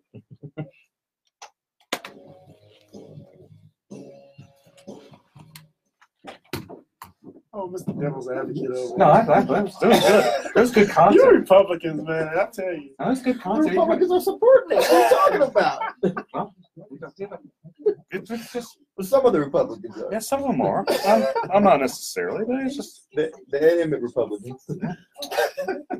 it's just good. It's good talk. It's good stuff to talk about. It's good fodder. I do think that if Ed Emmett, I mean, if the city did more like how Ed Emmett was like, this is where the money's going, all that, they would have less blowback. With Yeah. I think he did. That was smart on campaign wise to put it out, but yeah, but that's the thing. When Abbott says you don't really need the money because it's coming, you have it around, it should be there by August. But go ahead, let's put it on the ballot. Jack Morgan was there saying, do we really need to do this? Yeah. You have to give fighting Jack. He's not been doing bad. I've been really impressed with how Jack's been campaigning. He's finally I mean, I won't say he's been quiet. He just does his job. He doesn't ever do any hoorah and all that over the last 4 years. He's just in the community. Yeah, That's all he is. He does his job. Unless you're in the community, you And don't then, see but it. now, but like even 4 years ago, he didn't campaign. I don't think he had a 4 years ago. No, but this his campaign is pretty strong, man. That's a solid campaign. He's in the community. You think Volunteer. I want to thank so many of you who just raised awareness. that's a great You ever job. see much from Adrian? PTSD have a place to go. Adrian's a career politician that's just gone from spot to spot to spot. The Democrats don't like Adrian. 717-717-78. Shot a lot of his little capital on the mayor's race, and then back after that going against Jimmy Green. Now let our other veterans serve you. One after the other. So There is an answer. Call Camp Hope. It's Dylan, 877-717-PTSD. how you doing out there, man? You doing That good? intro is great. Oh, the intro? Yeah, the intro is hysterical. It's great. The intro is horrible. Sarah Barrett, So much information there. Dylan Glass. And want to talk with somebody. You have any questions? Hey, we need some, when we come back in, get the calling number. Yeah, If anybody has any questions about RV issues or the back to school event, have them call in, and then we'll see if we can get some patches. How y'all doing over here? I haven't checked on y'all in a while. You guys doing good? You guys doing good? Most of the employees, including the owner, are former military themselves. Best place to get training, practice, Can't license see. carry, and a great rental fleet. So you can shoot their guns, go and rent them there. 713-779-GUNS, TopGunRange.com. You've got lots of engines in your life. When, Cars, fire equipment, ATVs, motorcycles, watercraft, you name it. And they all use fuel and oil.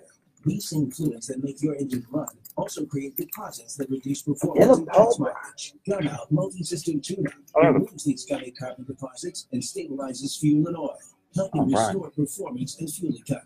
Get a can today. Philip, we're talking about your book. I'm actually going to spin that over to Philip Paul Books Library. Where can they buy this book? Philip speaks of. That's right. Oh, you can't get there by bus.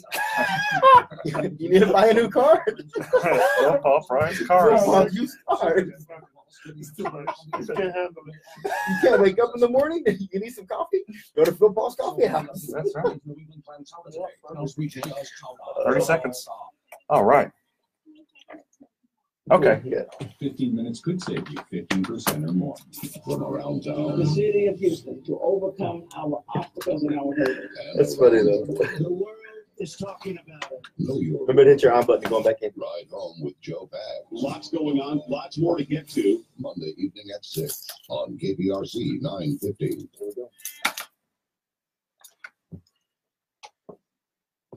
And we're back. Eric Dick back with special guest Philip Paul Bryant is back to school, 9th annual backpack to 5th Ward. Making a difference. You know what really impressed me about Philip Paul Bryant is that he actually does good for the community. I mean, he has 2 first names, Philip Paul. You know they always said that those 2 first name guys, you got to watch out for them. Technically, I got 3 first names, Philip Paul Bryant. That's true. And 3 last names. Man, I thought we'd see you on the news for other items, but man, good seeing him doing some good for the community. Philip's done a lot of good for the community for a lot of things. But anyway, maybe we'll take some phone calls. Maybe if anyone decides they want to call in. Yeah, if you have any questions about the back to school drive coming up tomorrow at the Island of Hope Church, or maybe any Harvey related questions about insurance claims, the process, feel free to give us a call. That number is 713-212-5950. That's 713-212-5950. Anyway, so we were talking about Harvey. Maybe we'll go back, kind of talk a little bit more about Harvey, the bond election. I know it's the elections today. So what I found like good, I mean, I almost always vote no if it involves a bond election or any type of tax increase. It's hard for me to vote yes for that. But having said all that, so you could probably figure out where I'm going to vote. But having said all that, what I am really impressed with is how Ed Emmett kind of positioned this. Not that he kind of weaseled into avoiding the general election. I'm not very impressed with that, but I am impressed with how he explained basically what they needed, where the money's going to be spent. And I think that level of transparency, kudos to you, Ed Emmett. Kudos to, the team that's campaigning on that. I am also impressed that Jack Mormon, he stood up. He's like, do we really need to be doing this? And I have to say, I know it's a hot race, but Jack Mormon has been doing just such a killer job in his campaign. I've been nothing but impressed with that guy. And he won just out of a complete fluke. He's another great example of how Republicans should kind of campaign, how their positions should be, because he just cares about his community. He really does. And that's where you see the success. In Harris County, and especially a lot of urban areas around the country, it's when you truly care about the community and where you live, and you're making that voter contact and not considering voters, but actual people in your district. That's where you're seeing the success in these candidates and people like Jack Mormon. I mean, doing it right and knocking it out the park. Yeah, and in Jack, it's like he won. It was just a complete fluke because Sylvia Garcia had like $2 million, $3 million she was just sitting on. She thought she was going to walk with the race, and Jack had like 2 pennies to his name. His campaign was pretty much bubblegum and shoestrings. The guy, he's just struggling to get. It'd be like just some guy just decide they're going to run for office. They run and they end up winning, and they're kind of. I'm sure he was taken back, blown away. No one expected Jack Mormon to win. It's almost like Helena Brown in 2011. It's actually it is similar to that, but it was more mind blowing because it was such a large spot. And you had fighting Jack Mormon just go in there. He's been doing a good job since. I'm really impressed with him. I really am. And there's not a whole lot of people I am impressed with, but I'm really, really impressed with Jack Mormon.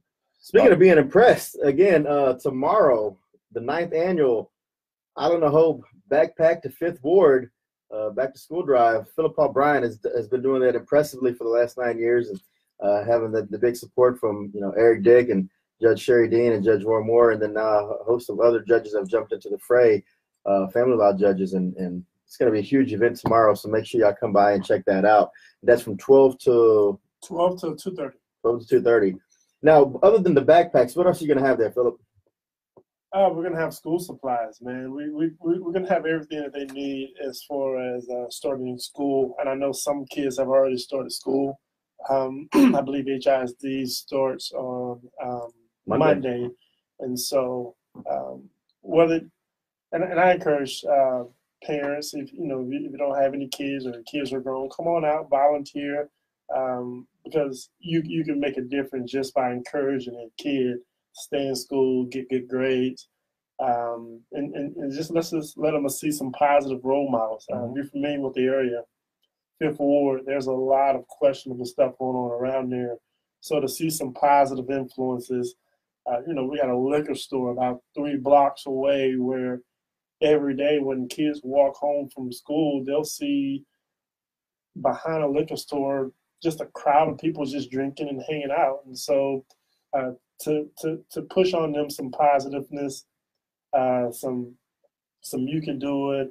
It'll go a long way. So you never know exactly what's going on in the home, and so just to be that unbiased voice of saying, "Hey, you can do this. I think you're going to be great. What do you think about being a doctor? What do you think about being an attorney? What do you think about running for office one day? Hey, you can be an astronaut or run for president." So just to have different voices, encourage kids. So come out, volunteer. If you think your kids already have everything they need, then bring them out anyway and let them rub off some of their good home training off on some kids who may not be as fortunate. So 1505 Greg Street, that's tomorrow at 12 o'clock sharp.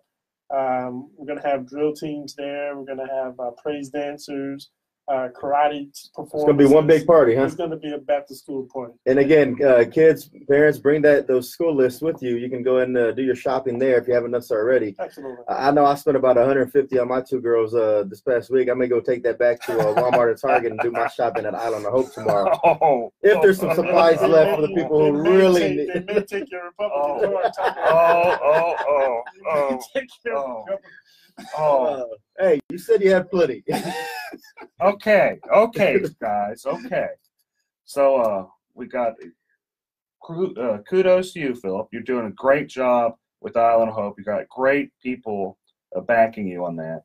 And let's just, I guess we're gonna finish up the show. Maybe. Yeah. If you have any questions, again, call in. The number again is 713-212-5950. Then feel free to call in, but let's kind of maybe transition this a little bit. The show is going to be on weekly. The next 2 weeks we're not going to be on because of U of H football, but we're getting our sea legs. We're coming back. We're going to have a lot of other great local guests. I'm going to be the host. I'm hoping I'm going to be the host unless someone comes and takes my name from me, which, who knows what's going to happen. You never know. Never know. Some dick try to take your name. Yeah, no, everyone tries. Everyone does different things for different reasons. Okay, so anyway, so back to maybe let's talk about Harvey a little bit. Yeah, and we can't talk about that enough, especially this weekend. Again, it's the 1-year anniversary. That's why we really want to make sure that we also highlighted, Philip Paul's back to school drive, because again, the devastation it put on a lot of families and the lasting effect it's had. It's not just the school supplies and the clothing, and there's still a lot of assistance needed with Harvey related items and issues. And again, if you have those questions and you need help and some guidance, it's not too late. Eric Dick's always willing to offer the assistance where it's needed. And you can follow me on Twitter at Dick Law Firm. There's a lot of claims from Hurricane Harvey. Hurricane Harvey caused a lot of damage, and it's going to be a long time before everything's resolved. I know a lot of people are still fighting with their homeowners insurance companies over storm damage. A lot of people are fighting over TWIA, and that's just a show in itself with all the problems that TWIA's face and whether or not we should even have TWIA or whether even TWIA is worth the money people pay. And if we want to get rid of entities like TWIA or the policies like TWIA, then make sure you're holding those who make these laws accountable, right? We should make sure we're holding those people accountable. People run for office, and it's all what I've found is being involved in politics, being elected, being an attorney, is all this stuff is tied together. Politics, law, policy, government, it's all tied together. And if you're just trying to, do the right thing, try to make a living, trying to, help people, it gets hard. And, it's easy to go down the path of being negative and being upset at the situation, but it's really hard to actually do something that's meaningful, that actually is worthwhile, and actually get paid for it. So, I'm always impressed with people like Philip Paul Bryan that go out, and he just does a lot of different things. And I've always been impressed with what you do, Philip. I'm impressed with the Kojic PAC, which is it's a great organization that you're the chairman for. Can we get you to put some of the stuff in writing, please? Absolutely. But you've done really great. And but my point is this, that it's so easy to go down the path of just being negative and, oh no, everyone else, caused this. So thank you. And it's good to have people like that in the community.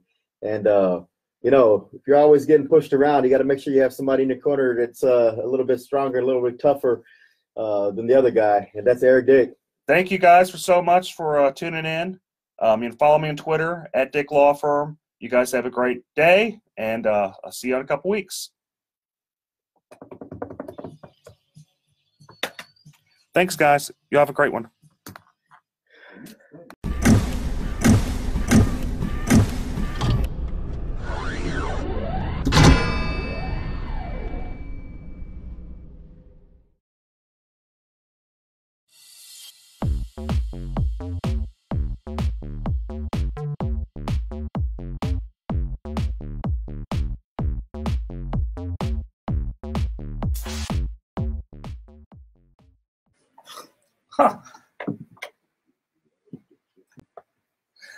Y'all heard that?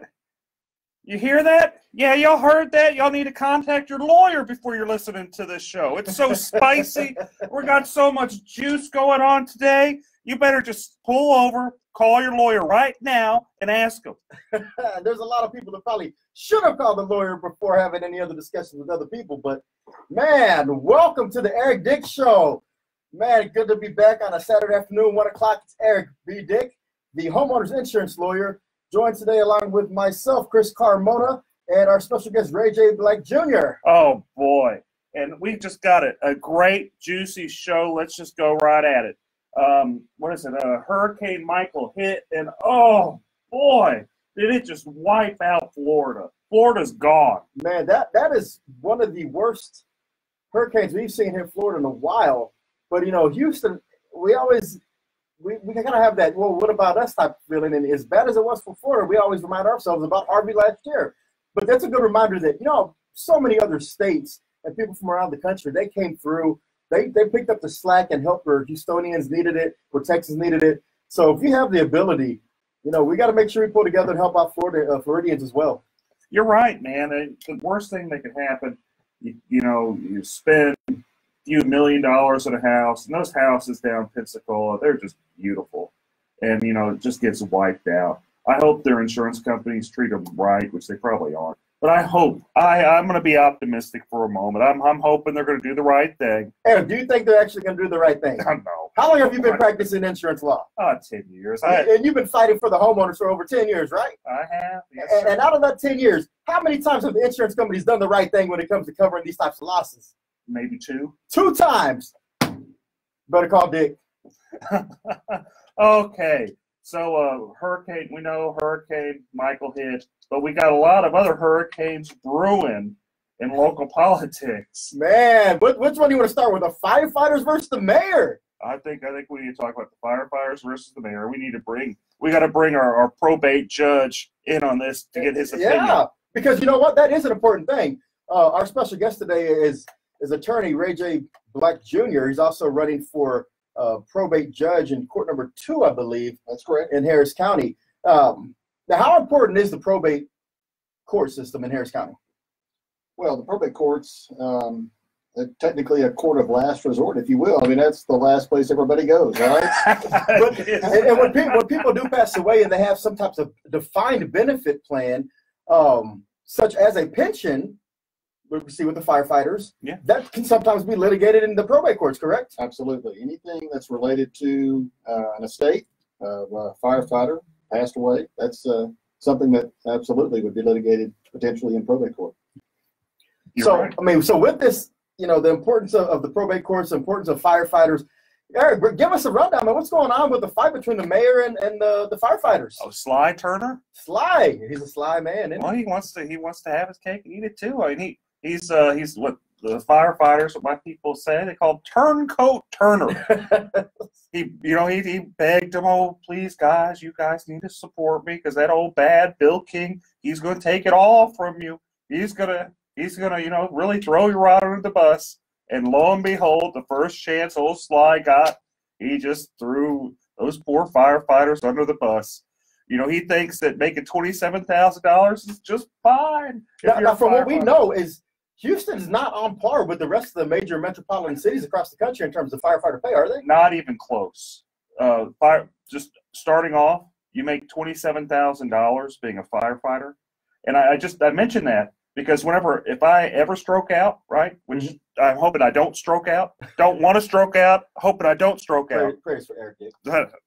But if I do, I hope the firefighters, they aren't too busy working their spare jobs, falling asleep for working their spare jobs, so they can actually, I want them to be able to be, make an honest living and be able to take care of people. So whenever they're stroking out, they can actually go help them. Isn't that a novel idea? It is. I mean, I think all of Houston heroes should be adequately compensated. Mr. Black, what do you think?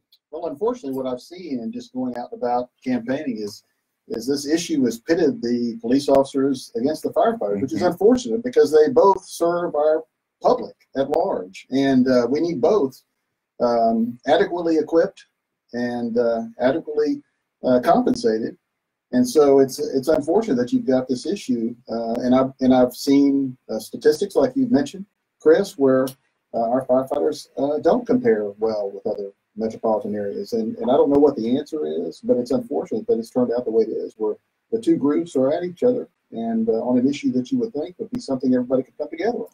They should. Whenever I ran for mayor, and most, I took the playbook from Rob Mossbacker, public safety, your infrastructure, your basic city services. Your necessities. You pick a few things, do a good job at it. But I don't see how we're doing a good job with public safety whenever our poor firefighters, they're making $27,000 a year. And we can all agree in this room, I think, that there's plenty of money in the budget being wasted in other areas of city government that aren't really necessary services that they could be used for the firefighters' pay. What are you talking about? All that great art and the bike trails. So I think I love the bike trails. We have to have a green city, Eric. You have to have a green city. Well, I know, but it might be on fire, but it'll be a green city. Yeah, that's a good point. I mean, I'm interested to see how this unfolds at the ballot box in November, but something tells me that this fight won't be over in November. That's going to be something that's going to be thrown to the courts, kind of like it has before. So don't tell them what's going to happen. But what I am happy about is that the firefighters are pushing for what they believe is right. And I just don't think they've gotten a fair rub in this. Kind of some background on this, like how with the firefighters, they had a kind of a better pension, and in return they were paid less. What Sly did is he went to the legislature, cut their pension, so now they're paid less and have kind of a lousy pension. The police, on the other hand, they were paid in advance. They have like a so-so pension. So, really what's happening is the city's, it's overspending, and it's trying to basically steal firefighters' money out of it. And they're kind of trying to have their cake and eat it too. And it's morally wrong. I don't see where it's not right. And so if we have any firefighters out there, anybody who supports this or is against this Prop B initiative, give us a call. Let us hear what you think. 713-212-5950. But that's not the only thing that's hot going on in the city of Houston right now. The bombshell just released. The Me Too movement is back, and apparently Sylvia Garcia may be involved with that one. We'll talk about that more Oh, boy. man. It is juicy. Don't go anywhere. You're going to hear about Touchy Sylvia soon. We'll be right back on the Eric Dick Show.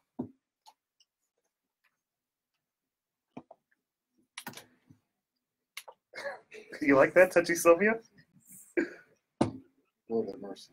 I don't know. I like it. We'll go with it. Don't be rash. Don't be rash. Oh, No, I try not to be rash. I want to know where it was going before the clerk or the other lady interrupted and unlocked the door. Just the visual that I got. Yeah. That just was not pleasant. It's not. Hey, I got two girls, and I'm sitting there going, "Dang, come!" I hear this. They're getting touched here by men, getting touched by women. What the heck? Yeah. I mean, your girls are older than mine, Chris. And now I got to tell them to watch out for both. Watch out, man! I've been overprotective on these. Side. I didn't think that would happen. I didn't think you run around. Oh, you want to see my rash? Well, I'm not a doctor. Well, you want to be my doctor today? Oh man, that's crazy, man. Oh, how about the stuff with Jolanda, like HISD? Yeah, hey, I got that. We'll finish the Garcia stuff, then move on to the HISD stuff. We gotta get both Garcias. So so HISD removed the interim superintendent this past week, and they said it was all just right down race lines, blacks on one side, Hispanics on the other side, and they put back in Abe Savada, and I guess he was removed a long time ago. He's a former superintendent, and Yolanda's like, it's all about race. I'm shocked because it's all a bunch of Democrats. Yeah. So are they saying the Democrats are racist? Yeah, so that's how we got to talk about it. That seemed very Dude, I think it's this Democrat momentum, our alleged momentum, it's just crumbling, man. I think the Republicans may sweep now. I was a little. I hope you're right. I think it was a little iffy before. I was getting pulled under this morning that were still sketchy. It's not in the clear. We gotta talk about Emmett too. Emmett's move, which is Emmett's with the what time they doing with the HIC about the Denver Cubs and then going to Emmett. Yeah, and they go with Emmett. I see Emmett's play. Actually, I don't think it's a bad play. He's trying to break the street party vote. Dude, the Dems are crumbling, man. They are literally crumbling. I mean, how can you? It's all self-induced. It's all self-induced. Well, to be fair, the Beto is pretty much self-induced from Ted, kind of not being sensitive enough. Whoever has these signs out there that says "Beto, stop texting me," I think it was Pyropack people, great, good guys, man. But that was just not a good idea because all it does is give Beto some more name recognition. You're driving by, you don't know what says Beto. It says Beto. So I know. I told him that too. Yeah. That Beto Pirate Pack. Yeah, that's what they're doing. All right, they'll come back in about 25 seconds.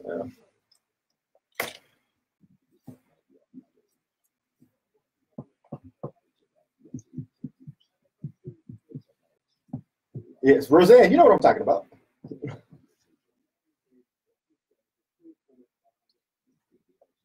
Hey, but they were trying. All right. Did you pull over? Did you talk to your lawyer? Can you tune in now? Is it okay? You guys clear it? Because I'm telling you, it's about to get really, really juicy. If you haven't got legal counsel before, now's the time. And man, all right, so before we left off, man, this Sylvia Garcia thing, it's fire. So apparently, everybody was up in arms about these allegations from years ago with the Supreme Court nomination process.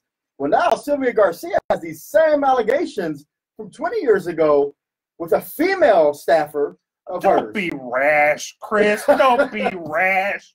What are you talking about? I have no idea what you're talking about Touchy Sylvia. I mean, there's always been some allegations about, the other Garcia running in precinct 2, calling him Grabby Garcia, but now it's like everybody's last name Garcia running for office seems to have this problem, or alleged problem.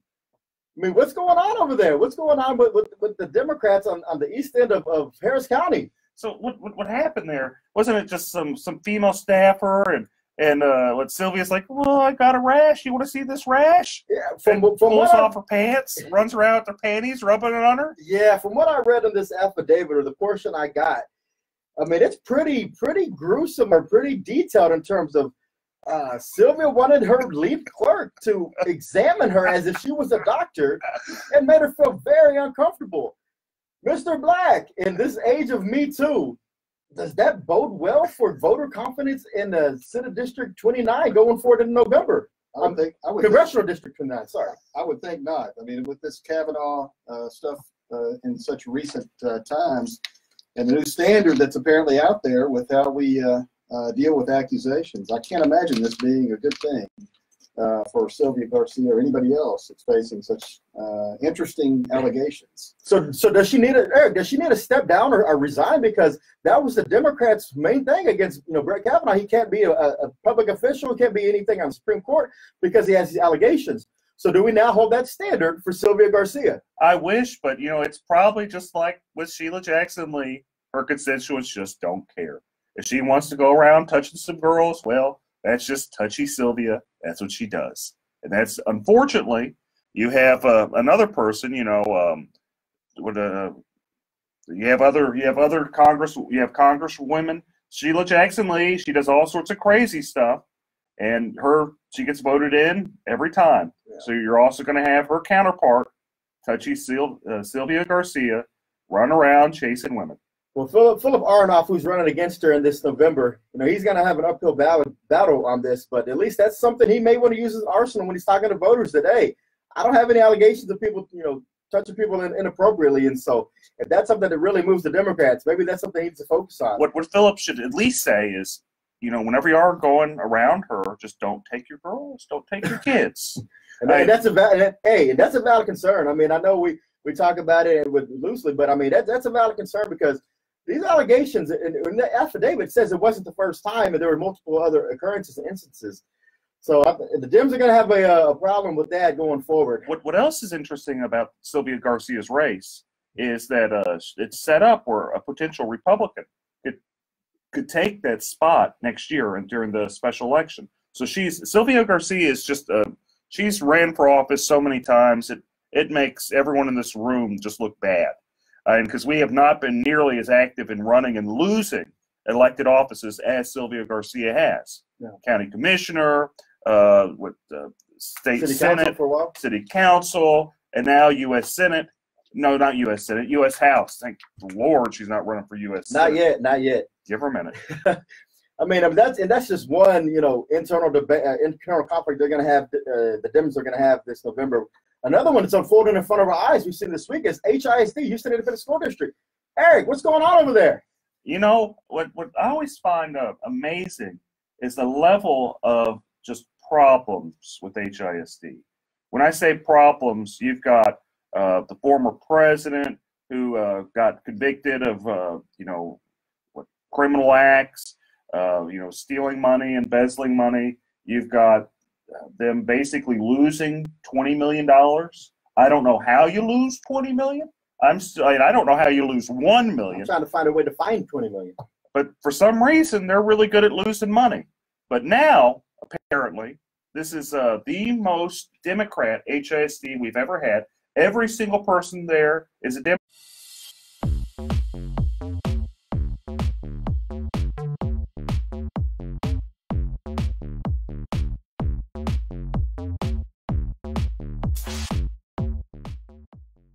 Democrat. I don't even know if there's a man there. I think it's all female Democrats. Well, Sergio Lira just got elected to replace Manny Rodriguez in that special election last year. So you do have him on there. So you have one man. I think that everyone else is a woman.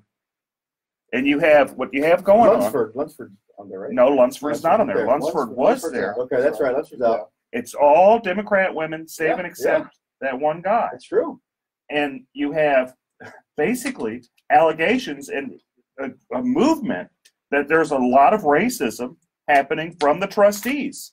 So my question is, because, Republicans always get bummed with, you're racist this, you're racist that. Well, hot dog, they're actually literally saying racism. and it's going on in HISD. It's all Democrats. Yeah, we just got confirmation. There's only one man on the HISD board at this time. And you bring up a good point, though. So, from what I understand, the argument was this week is HISD is 70% Hispanic in terms of student population, and apparently there was conflict in terms of the allegations from at least from Jolanda Jones was that the non-black board members said they wanted better representation from the superintendent that reflected the body of the students. And so there was a vote to remove the interim superintendent. Wasn't a permanent, but an interim superintendent, because we're still trying to find a replacement from Carranza when he left up to New York. And so Grenita Lathan was a black female, and they removed her as the interim and put her back into a regular position. And they're saying if the vote was straight down, the black board members on one side, non-black board members on the other side. Is there race division going on at HISD? And with the Democrat HISD board, does that help or hurt Republicans or Democrats in this November election? I think it just hurts. It hurts the students. Those are the people that have been completely taken advantage of the whole way through. What do you think, Ray? Well, the issues clearly impede what the board is there to do, which is govern for the sake of the students. And this HISD has had a history of poor governance because of issues like this that take apparently precedence over what they're elected to do. And I think it sounds like, regardless of the makeup of the board politically, it sounds like if you view every problem as a nail, every solution is the hammer, and that's what they do, regardless of who's there. And the students, as Eric said, are the ones that lose out. Yeah, and that brings me to a point, because there's always been some underlings and some undertones of we need to get rid of the Harris County Department of Education because it serves no purpose. Doesn't? But when you see HISD in such disarray, couldn't you make the argument that the Harris County Department of Education can actually be the hero in these types of incidents? And they can. Is there a role? Eric, you're a trustee on the board. Is there a role that the Department of Ed could be playing in this scenario?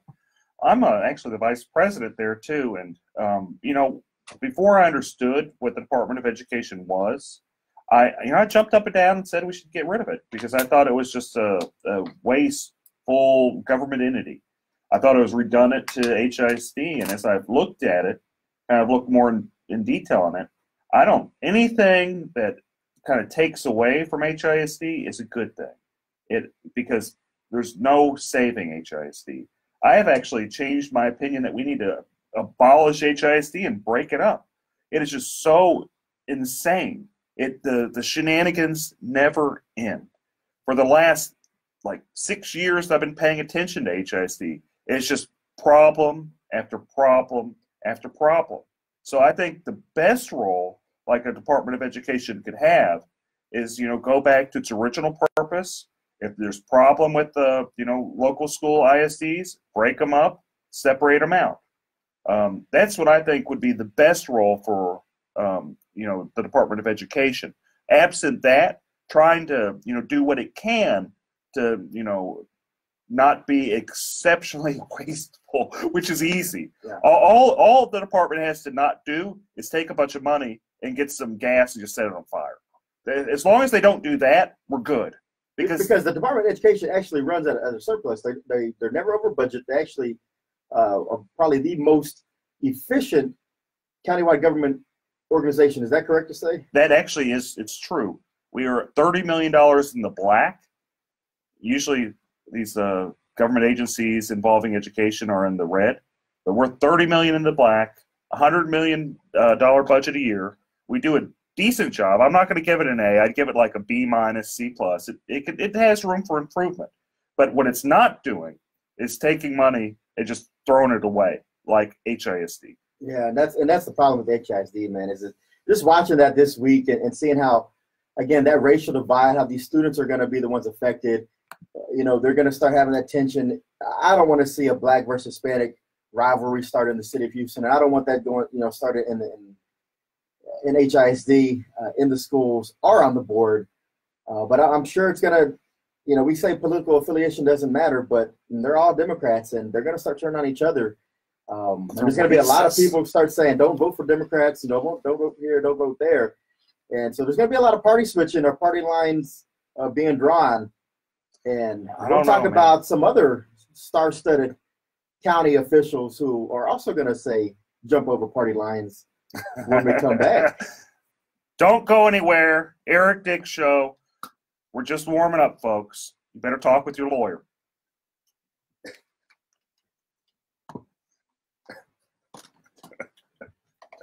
Don't be right. I had to do that. Hey, we're pretty creative to be able to weave all this in and out and make it all relevant. You know, I actually, I thought, listening to it, it's listenable. I'm glad that we're more positive, or at least humorful. Than, yeah, we're not bashing, bash like some people are always are. It's exhaustive. All right, so we'll come back on around 33. Yeah. Am I doing okay? Oh, you're doing great. Yeah. You're doing great. Your time to shine after Emmett. I have no idea. Just talk about. We just go over the basics about what's a good judge, what's a bad judge. Yeah, Ex-party communication, bad. Yeah. We've had some of that happen recently over in Brazoria County. There's certain let's just go to the basic things you're supposed to do as being a judge. You're just supposed to be fair, listen to everybody. And this is one of the most sensitive times of their life. Well, actually, not in their life, but in the beneficiaries' lives. And it's a stressful time. It actually can be nastier than family law because people get weird around money. There's a whole lot. Yeah, the problem. I mean, that's like law. You're fighting with your mind. But you're fighting with somebody else's mind. Yeah, and it's probate's the dirtiest of all of them. They really are. It is the dirtiest of all. It's so. If I wasn't doing insurance law, probate law is pretty dang entertaining. Yeah. It's pretty you see some stuff there. Like that, the one with the Anna Nicole Smith one was the classic. That was in the court I'm running. And then he hopped on that somehow with the family was the grandmother, right? Anna Nicole's grandmother, or who was it? Oh no, who was it? Give me a second. You somehow got involved in that. I did get involved in that. It was a defamation suit against. Roseanne, to answer your question, it was allegations. So the allegations are out there. I don't know a defamation suit. Whether or not it happened or not, but it's allegations. They were suing my gal. So I don't. You know what? I don't. This was 10 years ago. Yeah. It's amazing it's been that long. 713-212-5950. Juicy stuff. Somebody wants to call in. So. It goes by really fast. It does. The time flies. Anybody on the phone lines? Nobody? I don't know. What's wrong with that? It's football season. It is football season. Hey, Irma. Got a lot of people watching that. Nah, I think Carmona is done. Now he's just there for entertainment purposes. But yeah, if y'all want to call in just to talk about a lot of things going on. 713-212-5950. Hey, Berg. Berg, are you going to call in? You should call in and say you have some questions for us. Just make up something, right? And also, since we're always looking for more people to add on to the allegation story, if you've been affected by the state senator in District 6, Sylvia Garcia, please let us know. We'd love to have the exclusive on this going forward. Yeah, Touchy Garcia. Because if Touchy Garcia's touched one, there may be more out there. And probably did touch more. She tried to show you her rash. Don't be rash about it. Don't be. But, yeah, so if anybody else knows anything, let us know. Give us the exclusive. Let us break the news.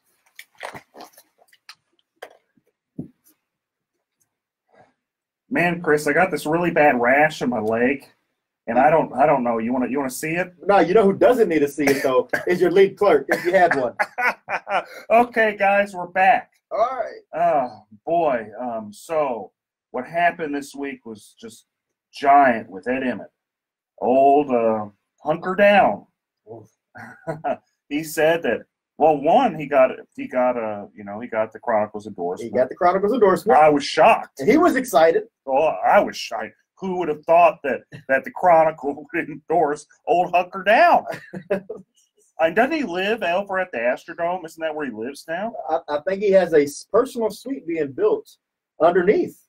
So when we have the next hurricane, he can hunker down in his personal private villa. I mean, he loves that Astrodome. So anyway, who doesn't he love? Oh, he doesn't love Lieutenant Dan. He doesn't love Dan Patrick, apparently. Man, in a bombshell announcement this week, Ed Emmett, the Harris County judge, has publicly stated he didn't just say he was not going to vote for the Republican nominee for lieutenant governor. He went out and made sure he stated, I am going to vote for the Democrat, Mike Collier. That's huge. How does that affect Republicans down ballot? As someone who's on the ballot in November, Ray J. Black Jr., how does that affect you and the rest of your brethren running for judge this November that the county judge has come out and said, break up the ticket and cross party lines? Well, since this is the last year we're going to have straight party voting here in Harris County, it's important, I think, at least for Republican judges, that we get as many straight party voters as we can. I know that Judge Emmett does great work for the county, always has, and is very popular. But he's also not one to shy away from supporting Democrats and Republicans both. So I guess it remains to be seen whether those comments and the Chronicle's endorsement are going to have any adverse effect on the Republicans, but I certainly hope it doesn't have. Do you remember Lloyd Oliver? I do remember Lloyd Oliver. You remember what Lloyd Oliver said that got him kicked off the ballot? He was supporting the Republican nominee. Yeah, he was. So my question is, Lloyd Oliver, Democrat for DA, he said, I think he said basically he was going to support. I don't even think he said he was going to vote for. He just said he'd prefer like some type of Republican over Democrat. And lo and behold, the Democrats are so outraged by Lloyd Oliver. The Tea Party Democrat, as he called himself. They were so upset about that Tea Party Democrat, they kicked him off the ballot. Will that happen here? Well, I think it's too late there because that was in a primary situations. I don't think they're going to kick him off the ballot, but I understand Emmett's position because he's a very strong candidate countywide. And he doesn't really necessarily need every single Democrat to win or every single Republican to win because he does have enough crossover appeal. But was it necessary in this instance to take that last jab? Because everybody said this is Emmett's last tenure or last term once he wins. Was it necessary or was that just a potting shot to go as he leaves his last election? So if you're looking at it strategically, it could be necessary because you have like this overtone of Beto and him pushing for Harris County and likely to win Harris County. The question should become, how much does Beto win Harris County by? Does he win it by 10, 15% like Hillary did 2 years ago? Or does he just barely win it or even hypothetically lose it like with like Ted Cruz, his election 6 years ago, where Ted Cruz just squeaked Harris County? He did. And that's the thing. With the county so competitive, I'm shocked. I am truly shocked that the Harris County Republican Party chairman would not have that discussion with Ed Emmett prior to making such a bold statement. But am I shocked that he didn't? I'm probably lying if I say I'm shocked. Well, let's kind of go into that. Just a minute. This is a good thing to kind of. I'll let y'all talk about that one. Let me veer off just for a minute on this because you got, if I remember right, the financial chair of the Republican Party, who also is very influential in an organization, and that organization endorses Democrats. So you have that kind of tying on. The HRBC, who endorsed Democrats over Republicans, though it did primarily endorse Republicans, it's an alleged Republican organization that does support Democrats. To deny that is to be dishonest. And you have someone with such close alliance to the Republican Party, that brings me some pause. It also brings me some pause that the consultant for the local Republican Party is tied in with Strauss, and just an excruciating moderate. All this tied together with, guess who was on air saying vote for Paul Simpson? It was Ed Emmett. No. So No, I don't know. don't say it ain't so. Oh, so you see all this stuff going on, all this, loosey goosey Republican, winking, playing footsies with Democrats. You wonder, is this like an inside job to sabotage in some certain races? I don't know.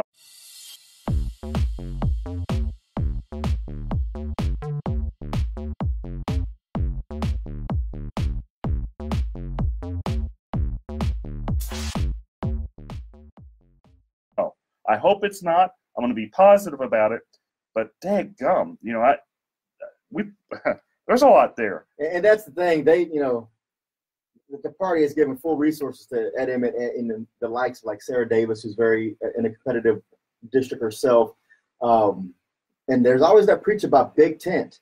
But when you take a shot at an ultra-right conservative like Dan Patrick, is the Harris County Republican Party truly a big tent party now? Or is it just saying, if you're not moderate, probably don't have a spot here for you? Yeah. Well, I don't know. I mean, those are questions that are probably going to be answered soon enough. Big tent when it's convenient for the party. Whenever you're paying to play, it's big tent. Yeah. So let's kind of maybe turn the page. Well, now we have the election coming up. That's true. And, today's special guest is a longtime practicing lawyer, great mind, great scholar, good friend of mine, and also a stout judicious mind. That is Mr. Ray J. Black Jr. Welcome to the Eric Dick Show. Thank you, Chris. Thank you, Eric. And so you are running for, like I said earlier, the Harris County Probate Court number 2. And that's a very special court in Harris County because there's 4 of them, because the legislature has specifically drawn out in certain jurisdictions, you have a specific probate court instead of just going to a regular district court or a county court, correct? Correct, and they primarily sit in the major metropolitan areas here in Texas. There's an exception to that, but in Harris County, as you said, we have 4 statutory probate courts. They're specialized courts, and they're courts of original jurisdiction for probate cases, guardianship cases, fiduciary litigation, and elder law and mental health issues. And because they're specialized, their jurisdiction is actually broader than your average probate court. So there are issues that can be related to probate or guardianship cases that are not probate and guardianship related or specific, but they get drawn into probate courts, and so they have broad jurisdiction. The same as you might find in a district court, for example, where they hear personal injury cases, so can a statutory probate court, or they can hear divorce cases and family law, so can a statutory probate court if it's related to their underlying issues. Incident appertaining to an estate or one action. And so one of those would be if, for example, if there's a wrongful death action, if it's there in probate, during the probate period, and someone in the family files a wrongful death, would that go to the probate court or would that go to the district court? It depends on the filing of matters. So sometimes those cases get filed separately. So if you have a personal injury case where someone dies or is severely injured, then the probate or the guardianship, if there's one, may get filed over in the statutory probate court, but the personal injury case may end up over in district court to start. But it's not uncommon for those personal injury cases to get drawn back into probate court if it warrants a transfer. And it's not unheard of. In fact, for years, when I first started practicing, when the district court dockets were so backlogged, it was not uncommon for cases to get pulled over in probate court because they had more time to hear the cases, and you got a lot faster a trial schedule, and you got a result quicker than you might in district court. Okay, and so another example, say I have a guy that owes me maybe $200,000 and he passes away. I mean, I'm sure I still want to collect my money somehow. Where do I go and file suit to collect my money from that estate? So as a creditor of somebody's estate, if there's a estate pending, you can file a claim in that estate for the amount that you believe you're owed. There's a process for that.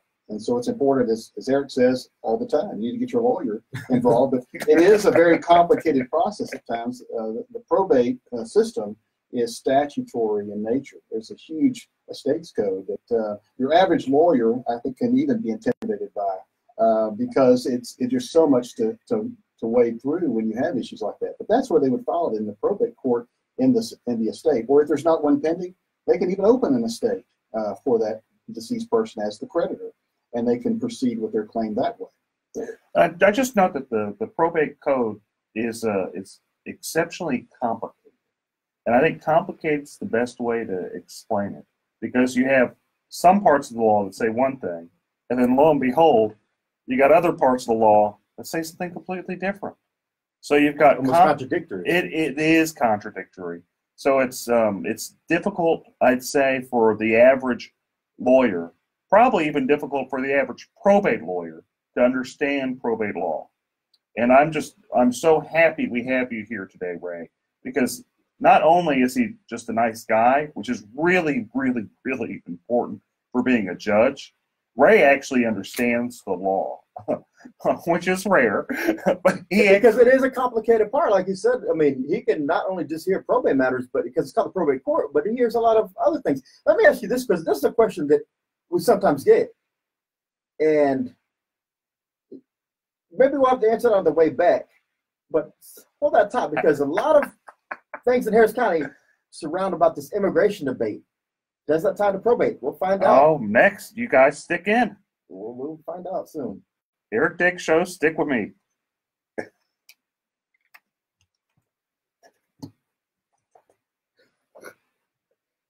So what is the question? Oh yeah. Okay, so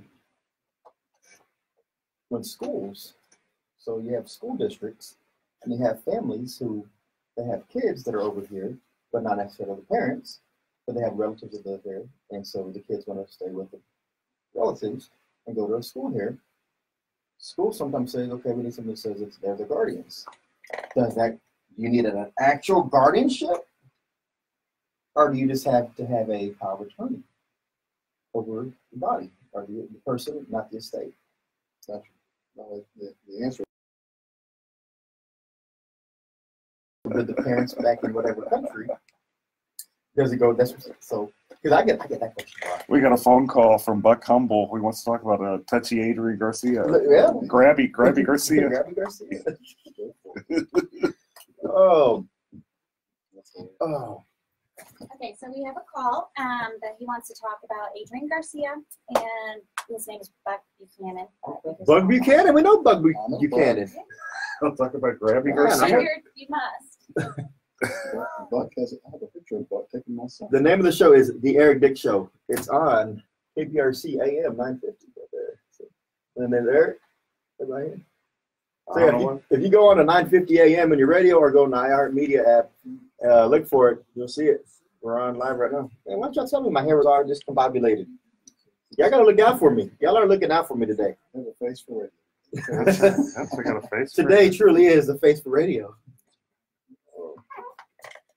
The number is 713-212-5950. So if y'all want to call in again, 713-212-5950. Grabby Garcia. Touchy Sylvia. Grabby Garcia. You just don't go. You go into you go to precinct 2. Unless you go to the East End. Unless Mormon's around watching you, you're gonna get touched. Thank God you got a Mormon right there. I'm trying to get them off you. Fighting Jack, just fighting them to fighting away the molesters. My hair? Come on. Nah, it's usually nice and some little fluff in there. Now I think it's because I put that water on in the headphones. Leave me alone. The softball practice for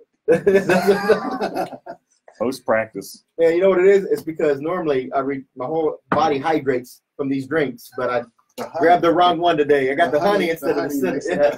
The honey helps the curls lay down flat. Oh.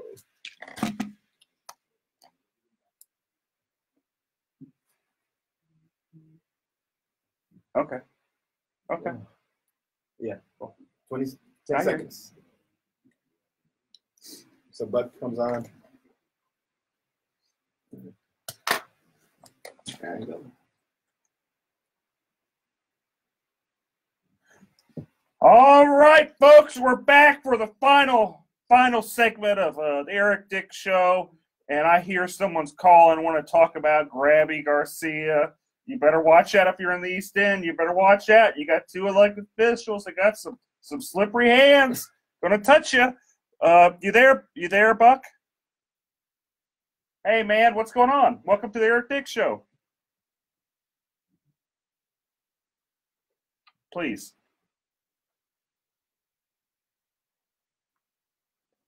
And I don't know how he won in the first place. But then after he was elected sheriff, midterm, he quit to run for mayor. Adrian Garcia was an HPD officer, city councilman.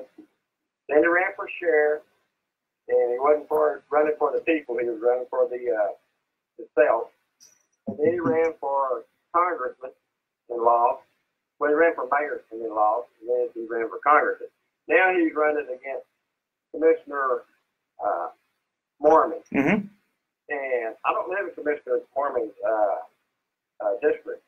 But how does Adrian Garcia get elected like that when he stays nowhere? Do y'all have any answer for that? The sheeple. So the people on the East End, they know Adrian Garcia, but you always get elected. And I was just wondering if Republicans would be helping Adrian get in there. There are a sliver of Republicans that do support him. People like Jacob Motti, which I kind of wonder why he feels the need to support Adrian Garcia. But, you know, on the other hand, you have fighting Jack Mormon, who he has a lot of bipartisan support. Jack he's a good guy. He's the real deal. He really is just a people's person. It's kind of shocked me whenever I first met him and how so there's a tie in here. You got Touchy Sylvia, who got arrogant being a county commissioner. She had $2 million in the bank and just did nothing, figured that she was gonna be a county commissioner, get all of her secretaries to sit in her lap. It was gonna be a good time. But, while she was too busy, I guess, doing what she was doing, fighting Jack Mormon got in there and he won. He won by doing the basic things, going door to door, letting everybody know that it was time for a change. He's going to do a good job. And the guy has. He really has done a good job. I don't see him losing Precinct 2. I just don't see it. He has run such a tight campaign. He's been everywhere. If you're in Precinct 2, you're going to walk around. You're just going to see him just driving by. That guy is everywhere in Precinct 2.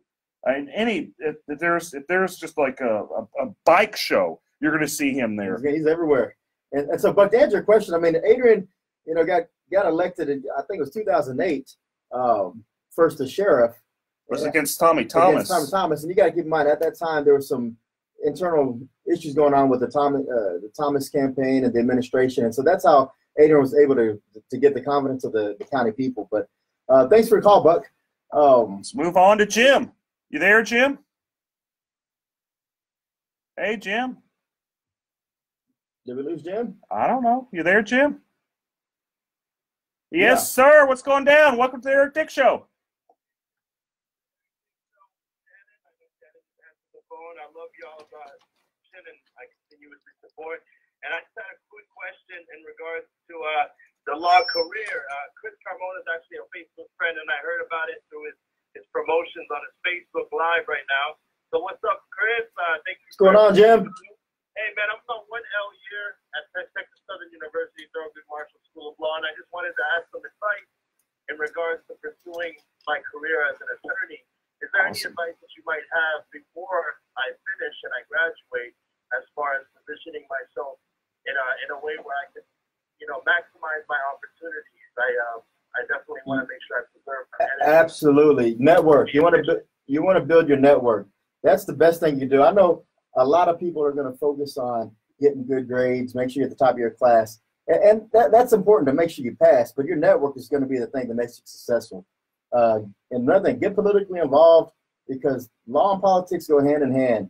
And one way or the other, you're always going to be involved somehow. And the more you know, the more people you know, it's going to enhance your network. But it's also going to give you brighter minds to surround yourself with. And it's going to surround yourself with people who actually make decisions once they get elected on the bench. You'll have that opportunity to know their mindset because you converse with them, you hang around with them, and you network with them. So build your network. Also,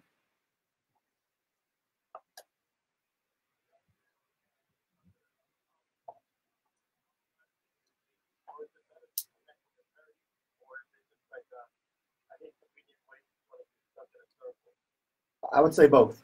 You want to meet and talk with as many people as you can, because the non-attorneys will end up being your clients.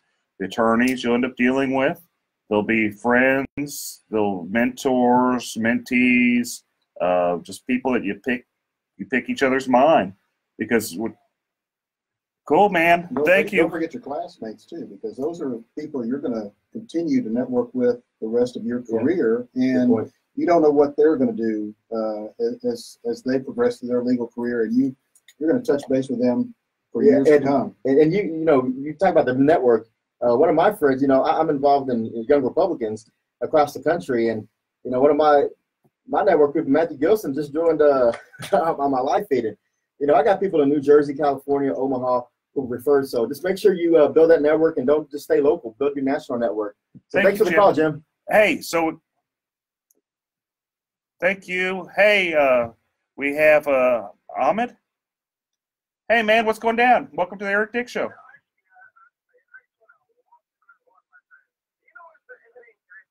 And exciting when we talk about politics in America.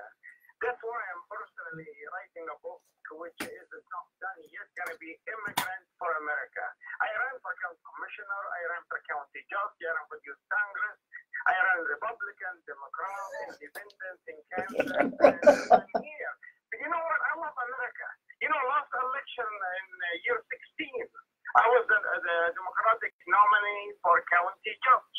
Okay? Congratulations. I have a law degree. I have a doctorate degree. I have a security clearance from the feds in all three. Wow. I'm highly educated. I'm a businessman. And guess what? Because the name Hassan always can beat me in the primary. And that's why I keep running. Because the people, they need to change their image. They love you as a lawyer, as a businessman, as a doctor, as whatever. But when it comes to election, they do not vote for a name, which is sad, because we all immigrants, but people don't realize that. That's the name.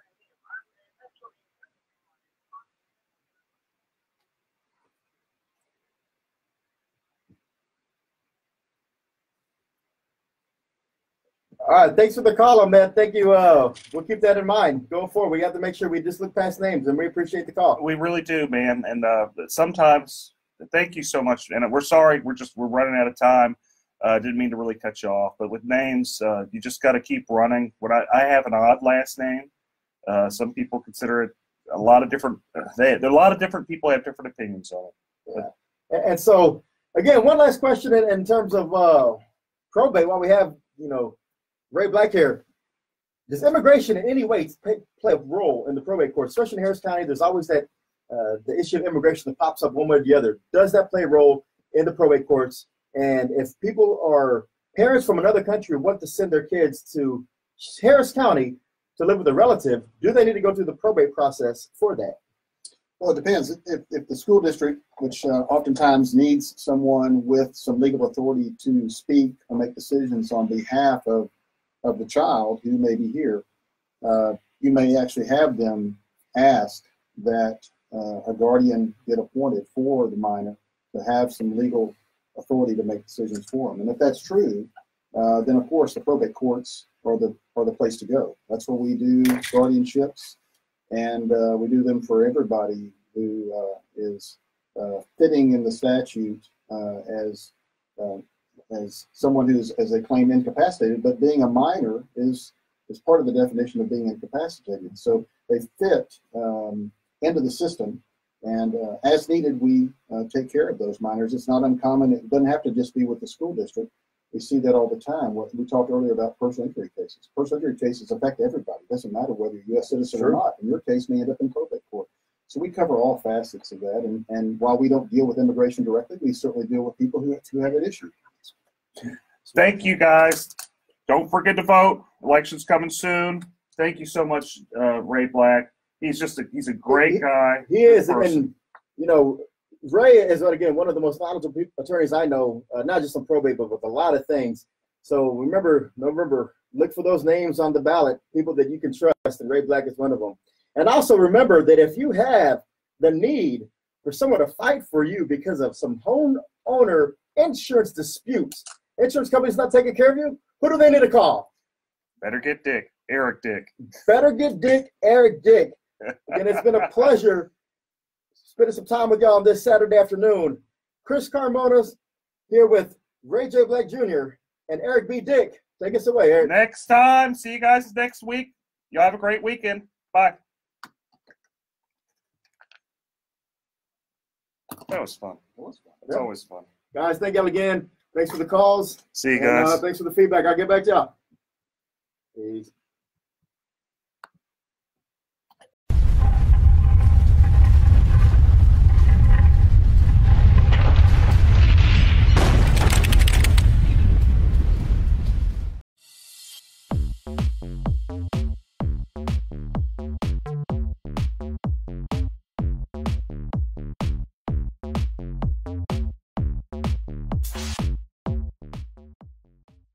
Anywhere else, listen now by going to FoxNewsPodcasts.com.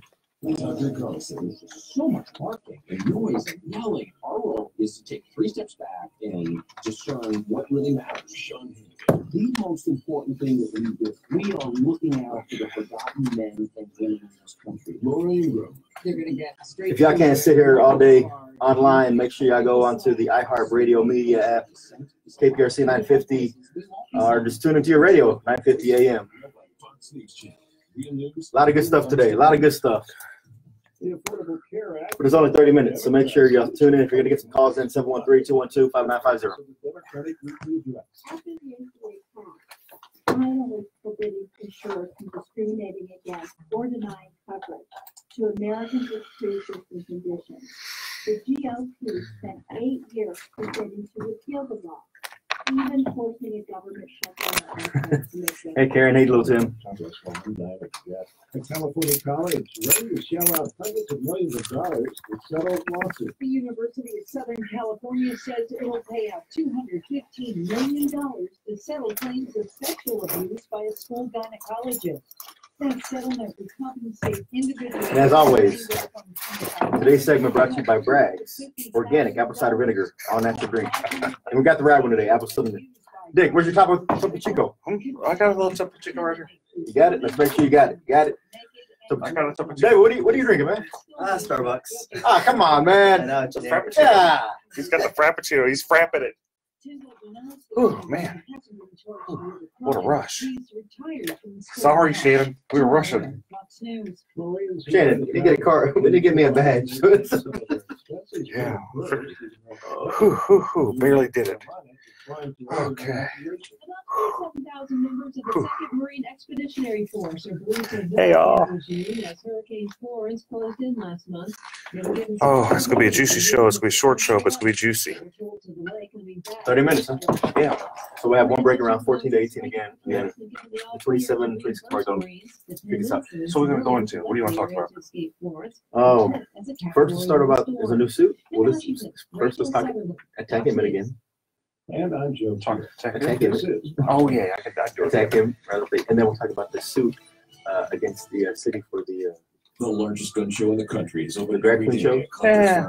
They got to watch out. They might get in trouble on that. For anti-slam. How are you going to get around anti-slam with that?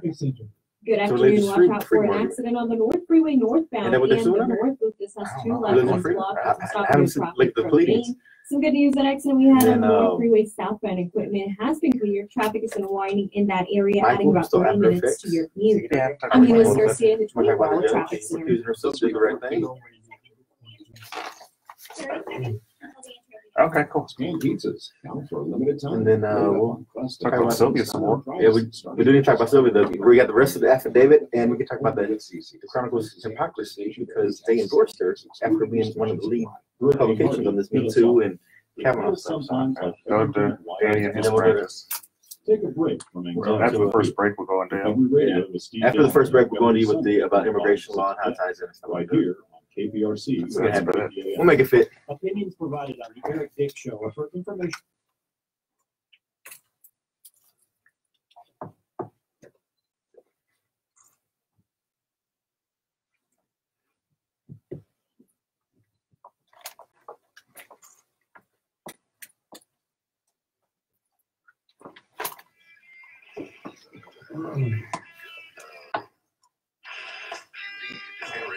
They've never heard the intro on Facebook streaming.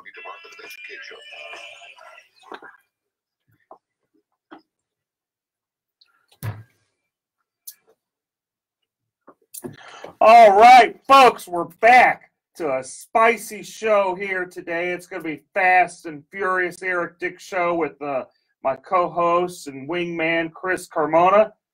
And hello, good weekend, everyone. It is going to be a great show. Okay, we had a lot happen this week. We had, Touchy Sylvia. We got the rest of her affidavit where, she's talking about some rash she has, and she has a clerk, which she's a municipal judge, and she, starts telling the clerk, hey, I got this rash on my leg. You want to see it? And the clerk's like, well, no, not really, Sylvia. I don't know that many people want to see it, but no, I'm good. And she was good, and that's the thing. I mean, when we left off last week, we had limited information on this affidavit, but we have procured the remainder of the affidavit, and it just gets even worse. I mean, there was trips to Nashville where she was just taking advantage of her allegedly aggressively inside this hotel room. And, this is a legal talk show, and we talk about legal standards and how that impacts the community. Well, I remember a couple of weeks ago, the Houston Chronicle made it a point to make sure that our Supreme Court of the United States candidate, now Justice Kavanaugh, was put through this ringer and even made a point to publish different opinions and editorials where it said that, if you're accused of these things, you're not fit for these types of positions. So with Sylvia being accused of these types of allegations, it's surprising that they came out and endorsed her this week. What's going on? Well, to quote Erica Grinder from the Houston Chronicle, it's dead and irrelevant and no one cares. And that's actually from a reporter. So what's interesting with the whole Kavanaugh thing is you had a woman, and she was sincere. I know there's people that have different opinions, but she seems sincere that something happened to her. Maybe we aren't sure what happened, but something happened, and she seems sincere about it. Just as the level of sincerity in that affidavit. And they go into a lot of detail. And it's pretty detailed. I mean, these are things that have been sitting on and no one's come forward. Apparently, Ms. Gutierrez had actually made these complaints before, but it fell on deaf ears. And that's the problem I see with the city of Houston, is that they pick and choose who they actually want to move forward with these types of allegations. And I think that's something that falls back into the city council and also the mayor, because we have to stop that culture of siding with some, whether it's political or not, or it's just friendships. If these allegations are being thrown out there, you got to act on those. I mean, if not, you open yourself to all types of liability in the employment field, right? Yeah, you're right. And didn't if I remember right, reading that affidavit, didn't one of her staffers kind of walk in and go, whoa, I don't want to see this, turn around beeline right out? Opened the door, unlocked it, and said, whoa, made a U-turn and got back out of there. I mean, so there's been witnesses to these allegations or to these events, and I'm just shocked and appalled that for the Houston Chronicle to come out and say, we're going to lead the movement and making sure that people have a voice and people who have these allegations, they're going to be heard, to come out with no hesitation and endorse against Philip Arnoff in the congressional race in CD 29 over in the east side of Harris County. Or they could have just done no endorsement. They could have just they could have said, well, look, we're going to be the bigger person. These allegations with Sylvia, they're pretty sincere. And just so the listeners know, this is, the former county commissioner, former state senator, Sylvia Garcia. What she did is she took off her, allegedly, which is probably not very alleged, but anyway, she took off her pants, said, hey, I got a rash to one of her clerks, ran around in her panties. Another one of her staffers kind of came in and kind of was freaked out and beelined out of there and just completely harassed this poor girl. I mean, if I did this type of stuff at my business or even at the Department of Education, it'd be all over the news. Oh, it would be. It would be lawsuits left and right, all over the news. Every single media publication in the city would be covering that. And again, I'm just shocked at that. And, I hope that, people put politics aside, because, again, this has a lot more weight in this story with specific details than we saw with Kavanaugh. And I hope the Democrats actually hold Sylvia Garcia accountable. And there may be some infighting that results from this, with early voting starting on Monday. And so we'll just have to see on that. But with infighting also comes another person we need to talk about. The turmoil hasn't stopped with our county judge. Oh, hunker down? Hunker down. Last week he had came out and endorsed the Democrat candidate for lieutenant governor, and there was some minor backlash from some of the candidates down ballot in Harris County, the Republican candidates. And there hasn't been any backtrack. If anything, it's been a double down on the statement of saying I said what I said and I meant what I said.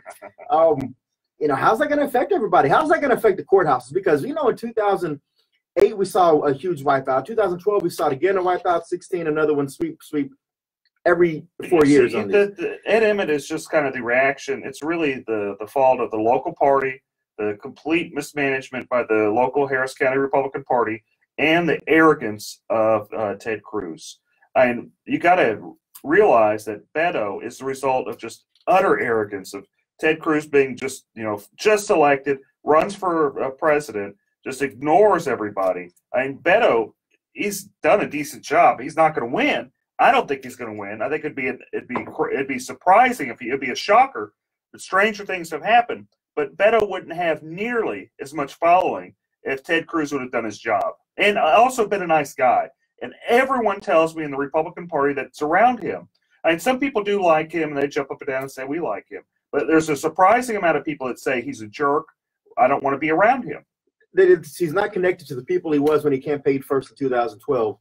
He's kind of separated himself in more of an elitist attitude is what I hear. And then I also heard last night that there was a Kingwood Tea Party gathering candidate rally, and apparently that was the buzz around the room. Is anybody going to hold Ed Emmett accountable for this statement? And is that going to really hurt the down ballot judges? I think it will. I think it'll hurt the judges, but you got to also remember that Lloyd Oliver, he did something similar.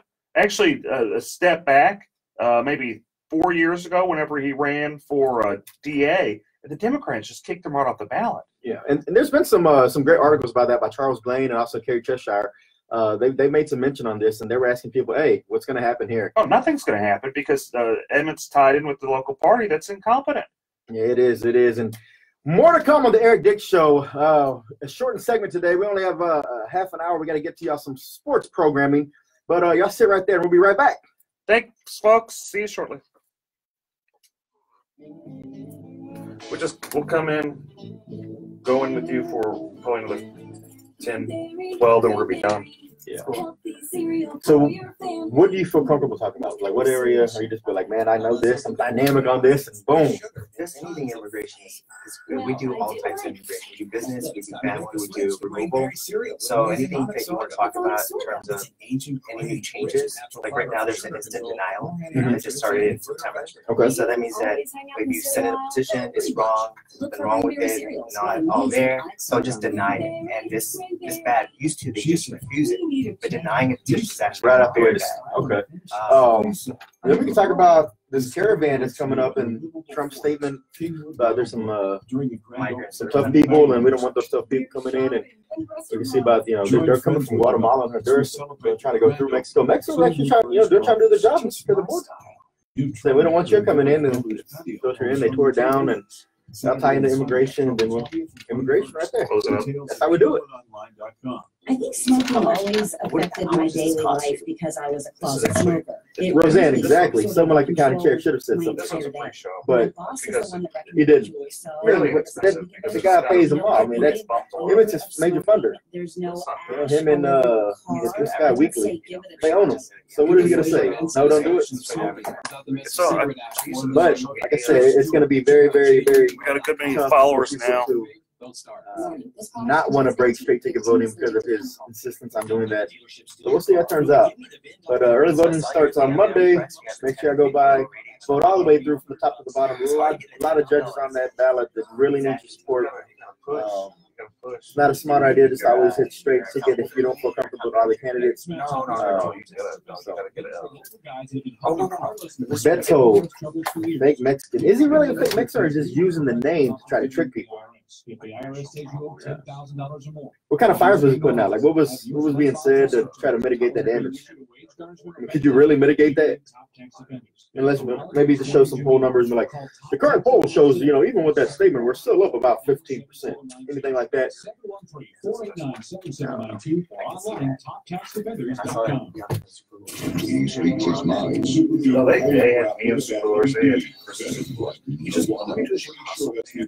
How long do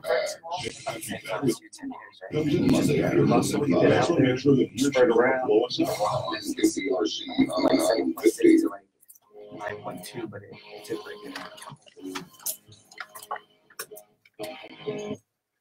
Oh, here we are, folks. If you haven't pulled over and talked to your lawyer, you better do it because we're going to go into some law, and I don't want you guys crying to me because I gave you good advice and you hadn't paid me. So you better go talk to your lawyer before you listen anymore. Okay? And if they're suffering from any type of home damage, car damage, life insurance issues where the insurance company is just not paying, so they call Dick. Better get Dick. Better get Dick. Better get Eric Dick. And so when we left off, I mean, again, there's just so much turmoil going on in this world. But one thing I do have to say is today is my daughter's 14th birthday. Happy birthday, Brooklyn. My mother and sister's birthday. I was about to say, you have a family of birthdays today, too. And it's Mark Lanier's birthday. And Mark Lanier's birthday. So October 20th, mark this down on your calendars, everybody. That's a strong day for birthdays to come out. But other than the birthdays, we have some other exciting news going on in the country, right? Oh, we have a lot of exciting news. But why don't we start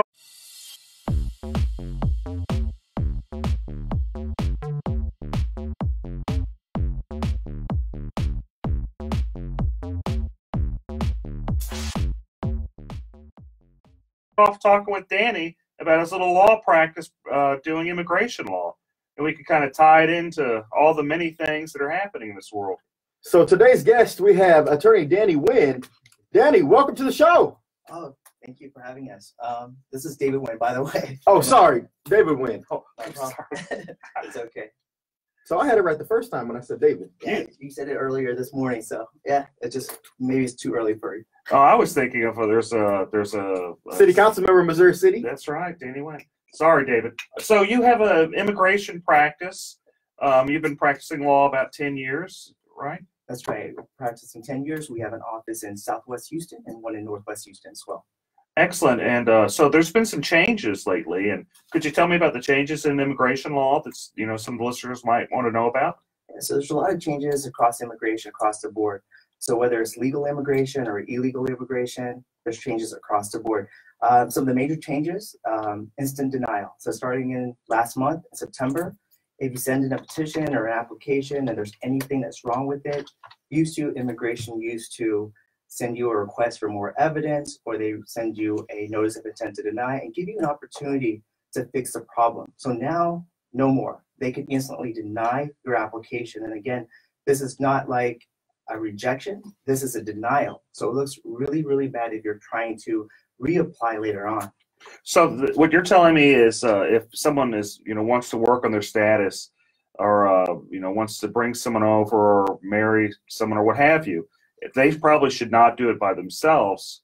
They're probably behooved to go actually get a lawyer to help them with their immigration status. Is that what you're telling me, David? Exactly. I used to tell people, if you read the law very carefully, you could probably do this by yourself. But now so much things have changed. Like, I'll just give you an example. So the basic forms that you need to sponsor a spouse, it used to be last year before 2017, the I-130 form, it used to be 5 pages. Now it's 18 pages.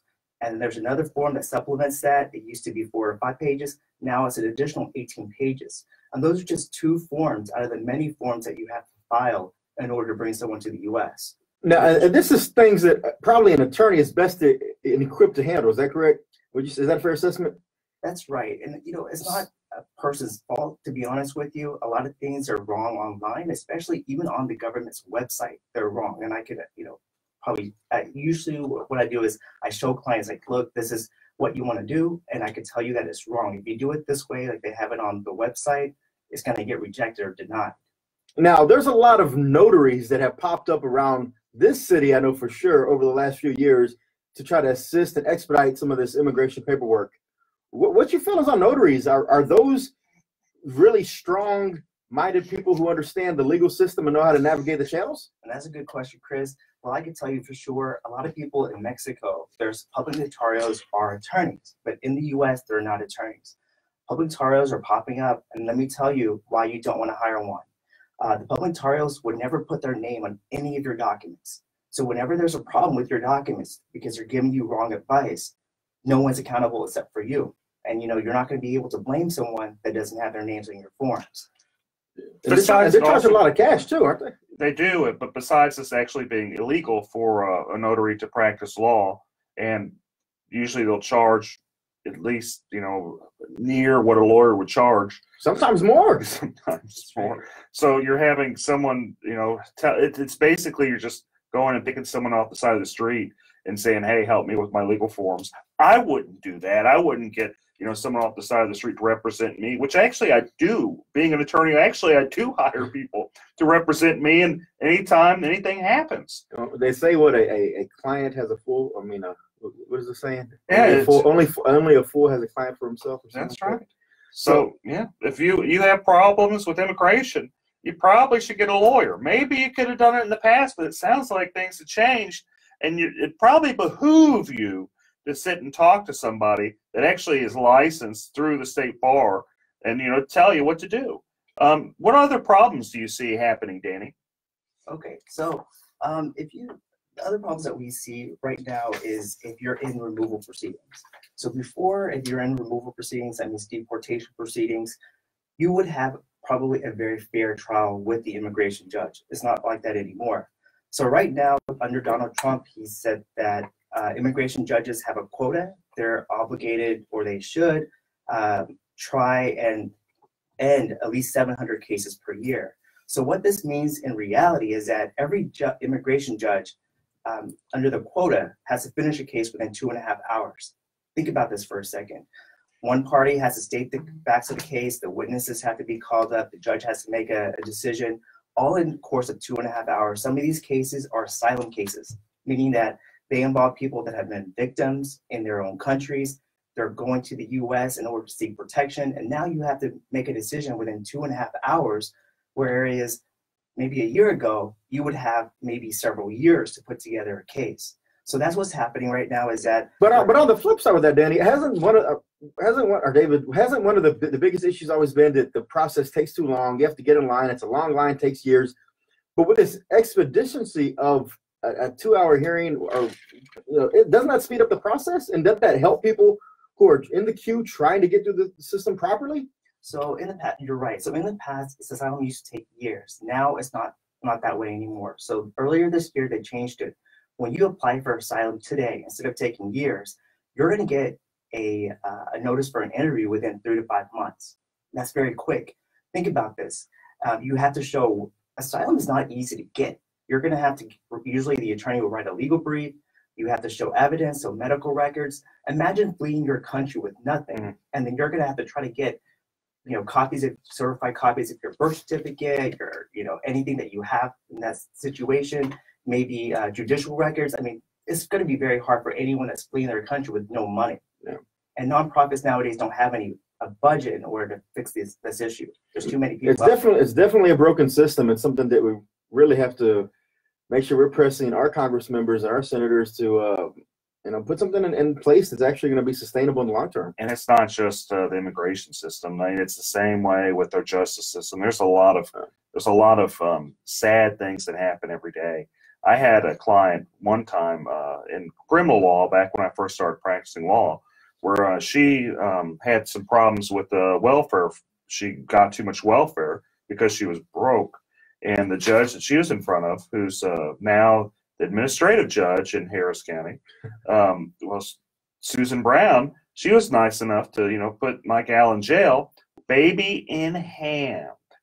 When I say baby in hand, I had to watch the baby while the grandmother came to pick her up.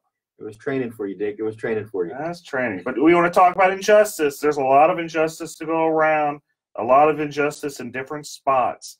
And it's been going on a long time, and I imagine there always will be injustice. Yeah, real quick, David. There's a huge caravan coming through Central America right now, going through Mexico, trying to get to the United States. Will they make it? And if so, are they going to be turned back around under this new policy and provisions? What happens to them? Right now, it's harder for people trying to enter the U.S. to get asylum or refugee status. So I think it's going to be an uphill battle for them to try to make it into the U.S. And even if they do, it's going to be very hard for them to try to get any legal status in the U.S.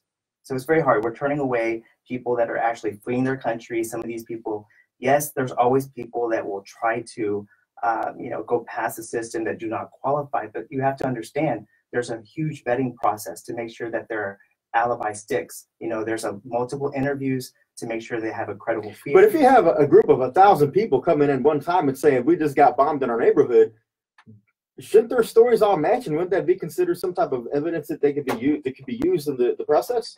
So just like you mentioned earlier about the Kavanaugh hearing, when people experience trauma, they're gonna remember different things. And so when you have a child versus an adult, they're gonna see different things. And that's why it takes a lot of work in order to gather the story to make it make sense, because every person's story is going to be a little different based on their experience. Well, I think it just goes to show that you're always probably doing right whenever you have legal problems to go and get an attorney. The system's always going to change under whether it's Trump, whether it was going to be somebody else, the system's going to change. Whether it's good or bad, it always remains to be seen. It's fascinating how government works and how consequences for actions happen. Plenty of times they're inadvertent. This could be a good thing, it could be a bad thing. Only time will tell. But what is important is while they're going through this process, if they're serious about it, they probably need legal help. They do, and that's what we're here for, is to try to make sure we guide people to make sure they're getting legal help in any type of situation they're in. And David Wynn, thank you for your time today with talking about immigration. And if anybody needs to reach out to David, what's that phone number? It's 281-777-1236. All right, thank you, David. Yeah, so is there anything else we need to go through in this fast and furious? Absolutely. Again, anytime you're facing an insurance company, whether it's a car accident, a personal injury that happens, you slipped and fell, or you got flooded or hail damage, and the insurance company does not want to pay, you got to make sure you have someone on your side who's going to fight for you from the beginning to the end, and is going to take the insurance company to task. What I found amazing is I've represented like thousands of people, and when I say thousands, like 2,000-3,000 people. And out of those thousands of people I've represented, I'd say 98-99% were underpaid on their claims. It's just kind of fascinating that so many insurance companies just underpay claims, and they pay big money to to government through lobbyist organizations like Texans for Lawsuit Reform to buy people off.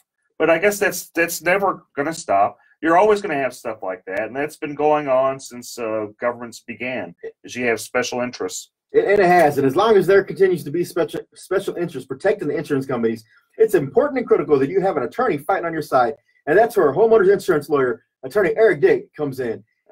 And again, if you're getting in that legal situation, don't get mad, get Dick. Good to be back again, folks. I'll see y'all next weekend, or I won't see y'all. I'll talk to you next weekend. And make sure that we haven't always said this, but we got to send a huge shout out to our producer Shannon. See y'all next week. Thanks, producer Shannon. Have a good one. Barely did that one. That was a rush. Hey, send me some business cards. Maybe I'll get it out. I have a business card wall.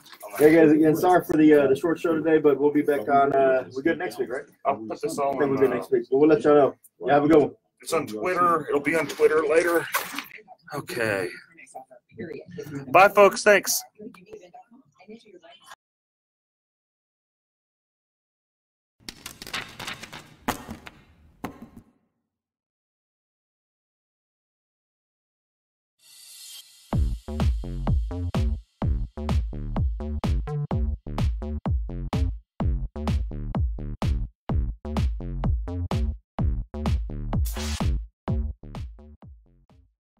We're about to go live.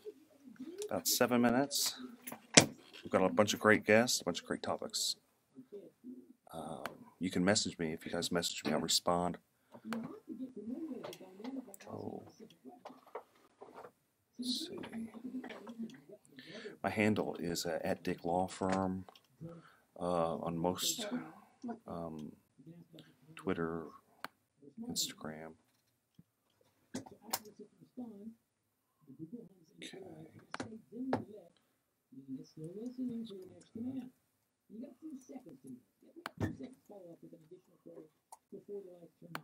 You're doing your live stream too? Yeah. So, Does he have Wi-Fi or no? There is Wi-Fi here. It's iHeartMedia. I don't remember the password. I'm gonna have to find it.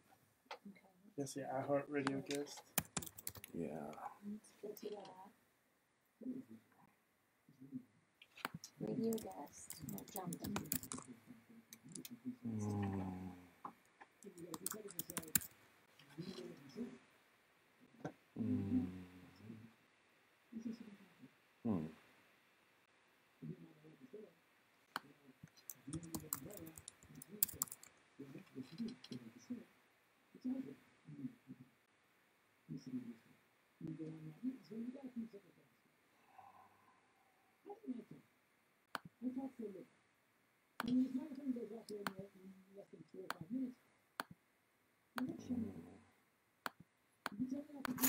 I don't know that I know what the password is, guys.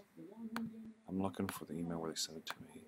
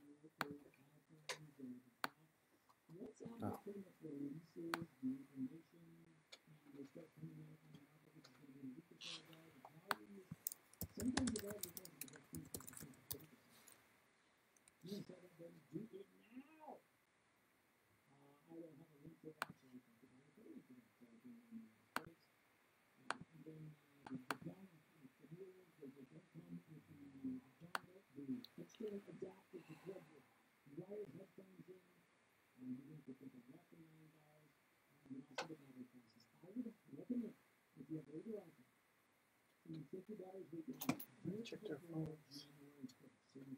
Good, I checked their phones already. I put mine on vibrate. Yeah, mine's on vibrate. Probably better put in your pockets. Yeah, I watched the debate last night.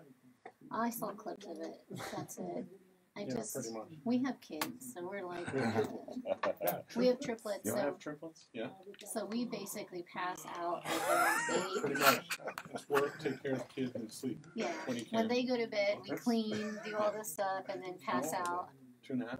All right, at least I wait till they go to bed first. So. Before we pass out, that's a good thing. Well, we do CPS work, so It's we kind of know a necessary requirement. it's kind of a necessary requirement. Wow. So they exhaust us. Yeah. basically. Is that the only thing? That's all. He Oh, says we yeah. can't have any more kids.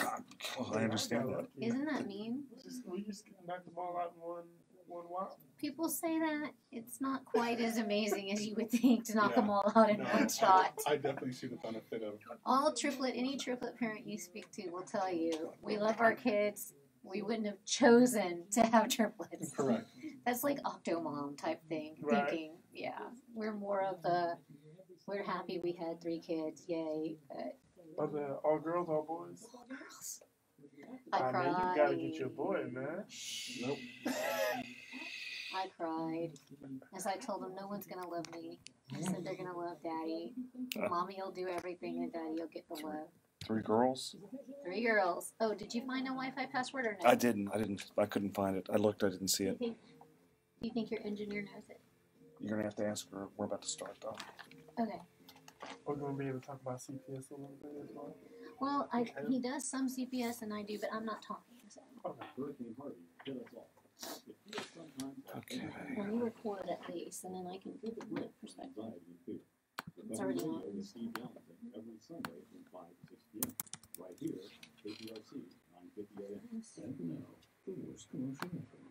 Hi, I'm Justin Galvin, retired athlete from the local ball team, so I know a thing or two about insuring a landscaping business. I trust the pros, commercial auto and business insurance through Progressive. Get customized insurance solutions that are Grand Slam home run for you. Restroom. I'm running. Whereas commercial auto and business insurance through Progressive is anything but. To the left. To the left. So I just discovered DazzleMe.com. It's a totally addictive new jewelry site with big name luxury brands, and you know which ones I'm talking about. Unique designers that you can't find anywhere else, all at a fraction of the price. I'm going back on DazzleMe.com tonight. Maybe doesn't necessarily work.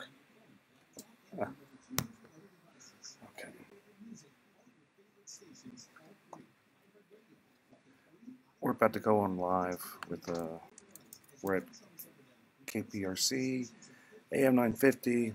We've got a bunch of great guests today. A family lawyer, kind of a couple.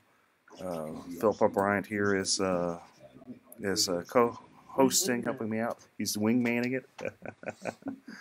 We're going to be going on pretty soon, so tune in. You guys have any questions,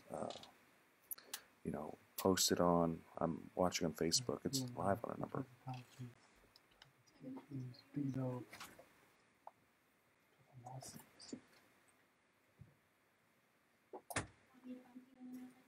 That's fine.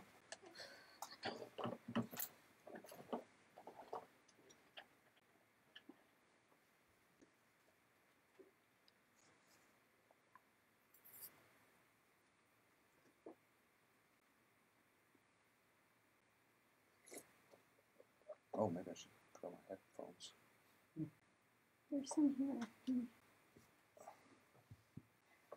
Let's see. Oh, wait. Yeah, it goes silent for a little bit before. If I remember right, I always get spooked with this. Go silent for a little bit, then it'll play its music. And we get going. Okay. Here. I was like, what is he doing?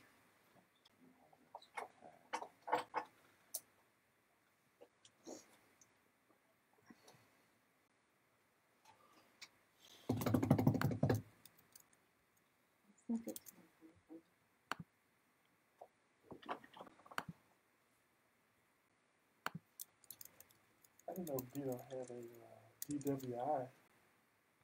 You mean Bill? Oh, Beto. Beto.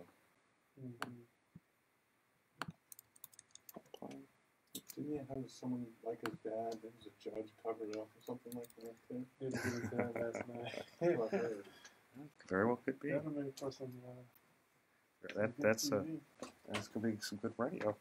You guys getting a preview of what we're gonna be talking about. Juicy, only the juiciest here. Okay. Okay.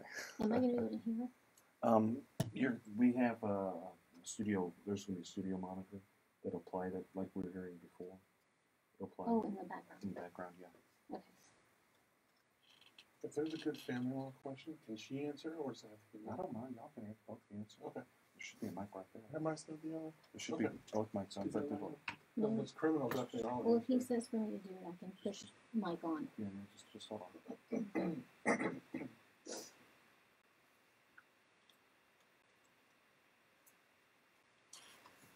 I know it's quiet. Okay. This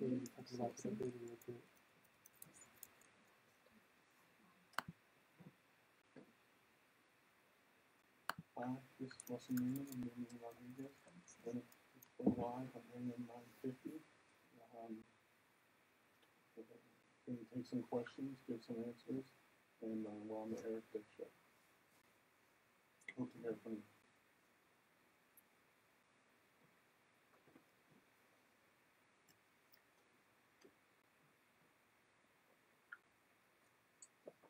Okay, I know it's a little quiet. I know. That's okay. Just getting ready. It's the calm before the storm, folks. The calm before the storm.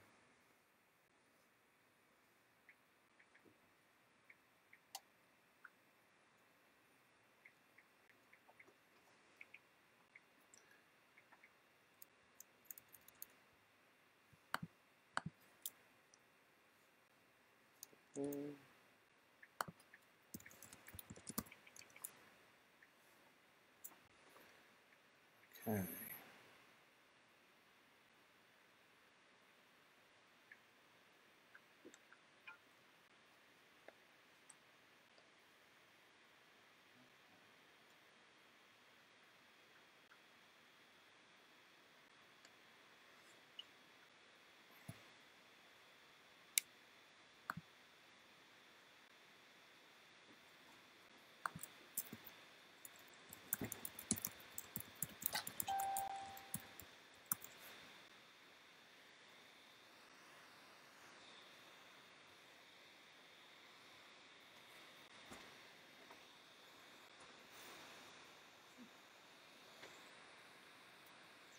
From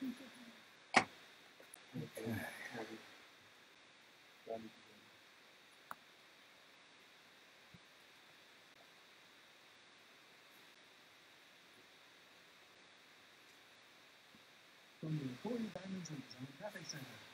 We did have an accident working on the outbound side of the road freeway. We put recaptured the backing up into the downtown area. It's not cleared, but things still might be slowed up in line. We do have construction delayed outbound on the Southwest Freeway approaching West Loop, but now the backup to the freeway.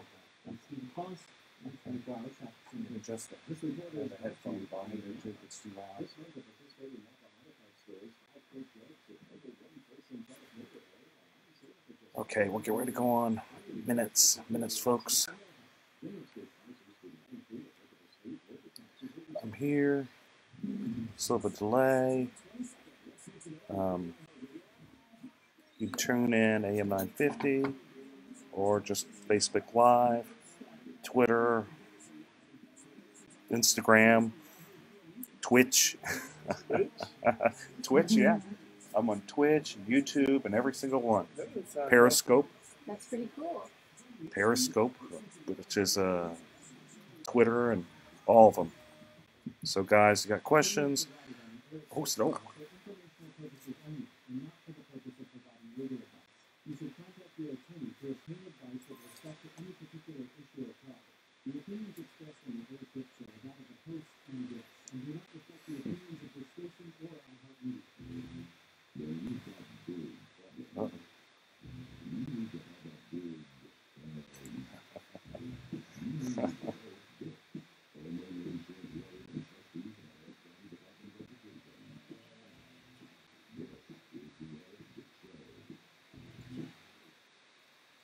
Whoa, I'm back again, back for more. Oh boy, and I've got a number of great guests today. We got a lot to talk about.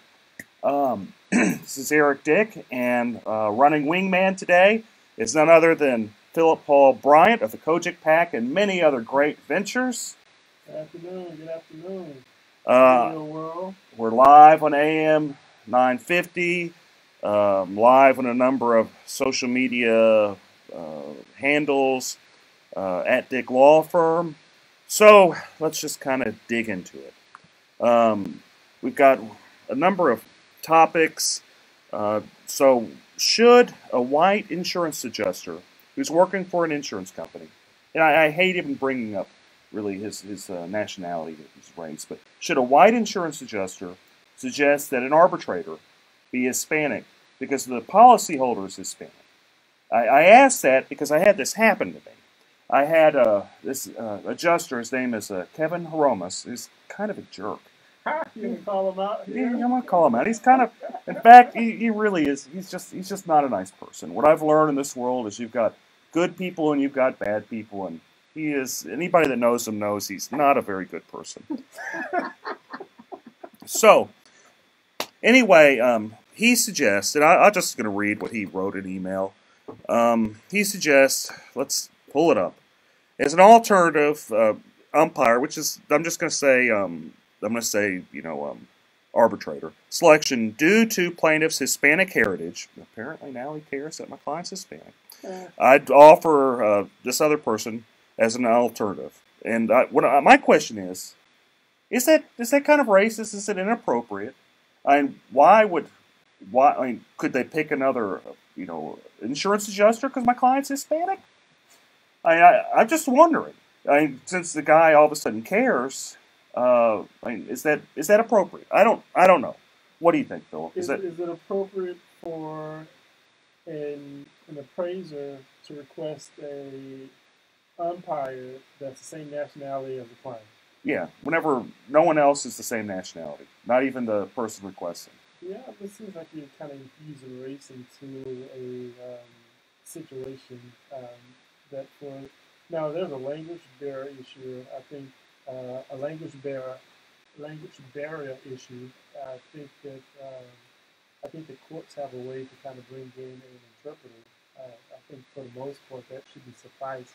I don't necessarily think that it's about a jury of your peers at this particular point. If your peers would be the same nationality, I think it's more so about making sure that you have an arbitrator that understands the law, the rules, that guide the policy, and kind of go from there. It shouldn't necessarily be based on a race. I know a lot of people may feel a little bit more comfortable, perhaps.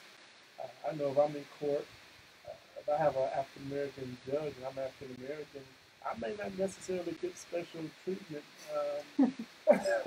And in some cases, it may be some tough love because they feel like I should know better. So is this like him saying, my client might get special treatment, or is he? I don't know. It's kind of inferring that you only get special treatment from a.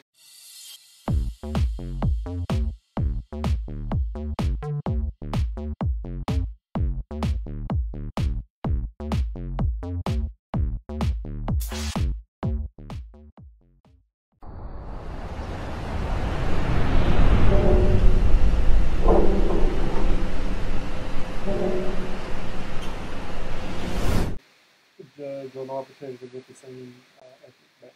Then another question I have is why would an insurance company even hire a joker like that?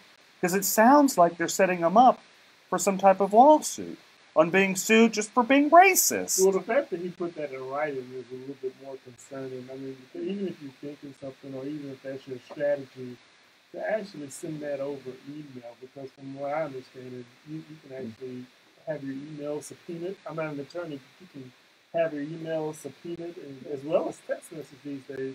So I'm not sure why someone would put that in writing. You can even have the opposing counsel talk about it on his radio show.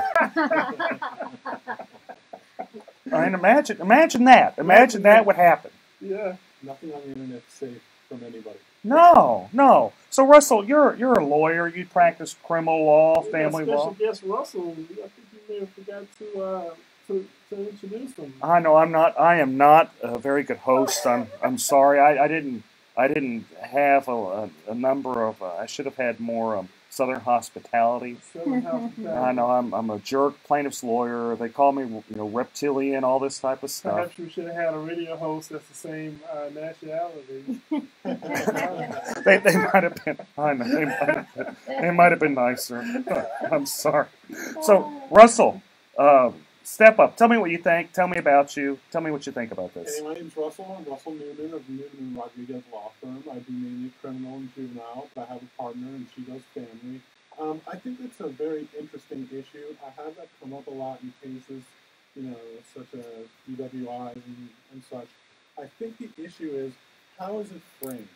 Does this person suggest that you have someone who's of the same race, or does he require someone of the same race? Why does he want someone of the same race?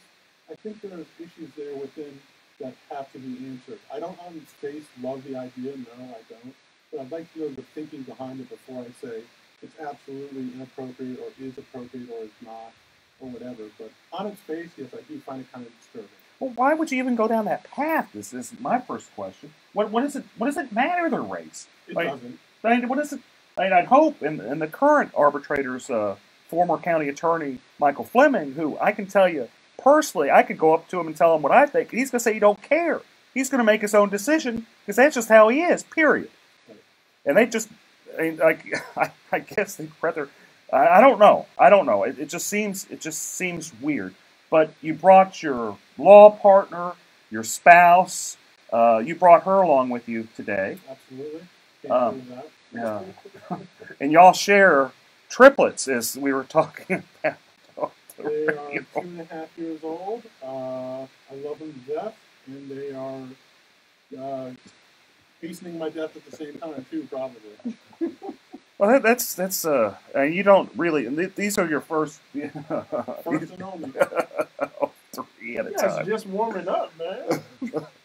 Just figured out how to do that right, man. You gotta just call it. If they're great or if they're screwed up, I've done my damage. I mean, having 3 at a time, that is a lot. What we were talking You about. might be afraid they have another 3 at a time and end up with 6. Yeah. She may never be touched again. I sometimes joke with my spouse that having children is the best form of birth control. No, having 3 kids is the best form of birth control. That's very true. Babysitting. Oh, okay. Would be good. Okay. We're going to take a little bit of a break. Talk more with Russell and Philip O'Brien about some other great topics. Thanks, guys. We'll be back.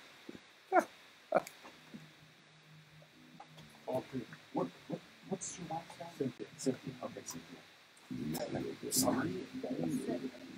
Oh, thanks for calling me out. I seriously doubt that the company knew that this guy thought like that when they hired him. They hire him because he's a joke. They really do hire him because he's a joke. You think it's an incrimination factor?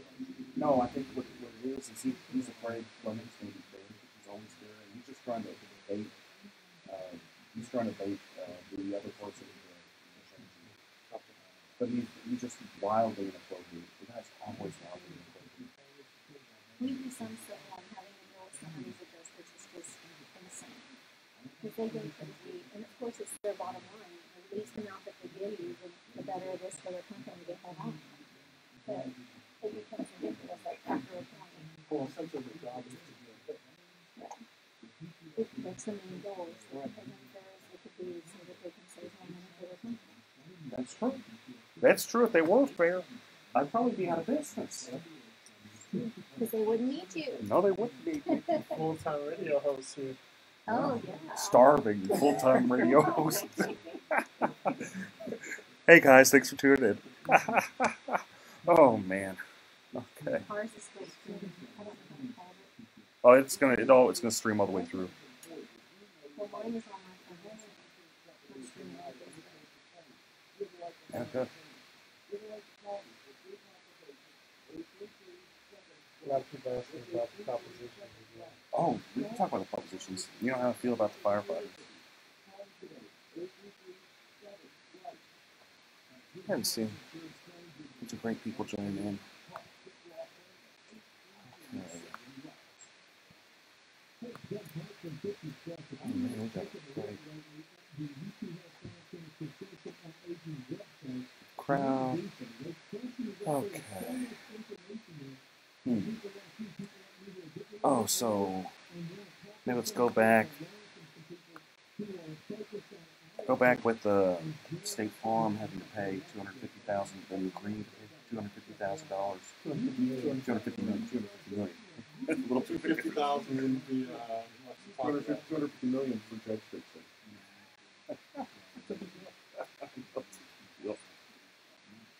Oh, in a time like that, you know, we're pushing laws that favor interests. And then Republicans wonder why, you know, Ted Cruz is having such a hard time. Why it's a competitive race. They seem surprised, seem shocked.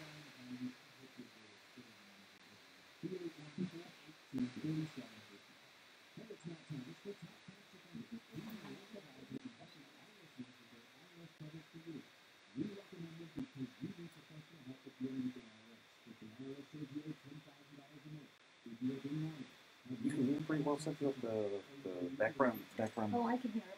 No, I just hear you guys. I mean, Oh my god. Oh my gosh. I don't even know. I didn't even pay attention. Once it started, I was listening and laughing. It's a good show. Feel free to jump in. We talk smack for a little bit. Oh, I was laughing.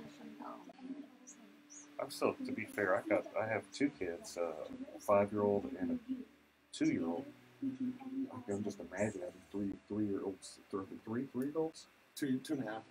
So they're doing the Trouble Twos right now? Oh, yes. Okay.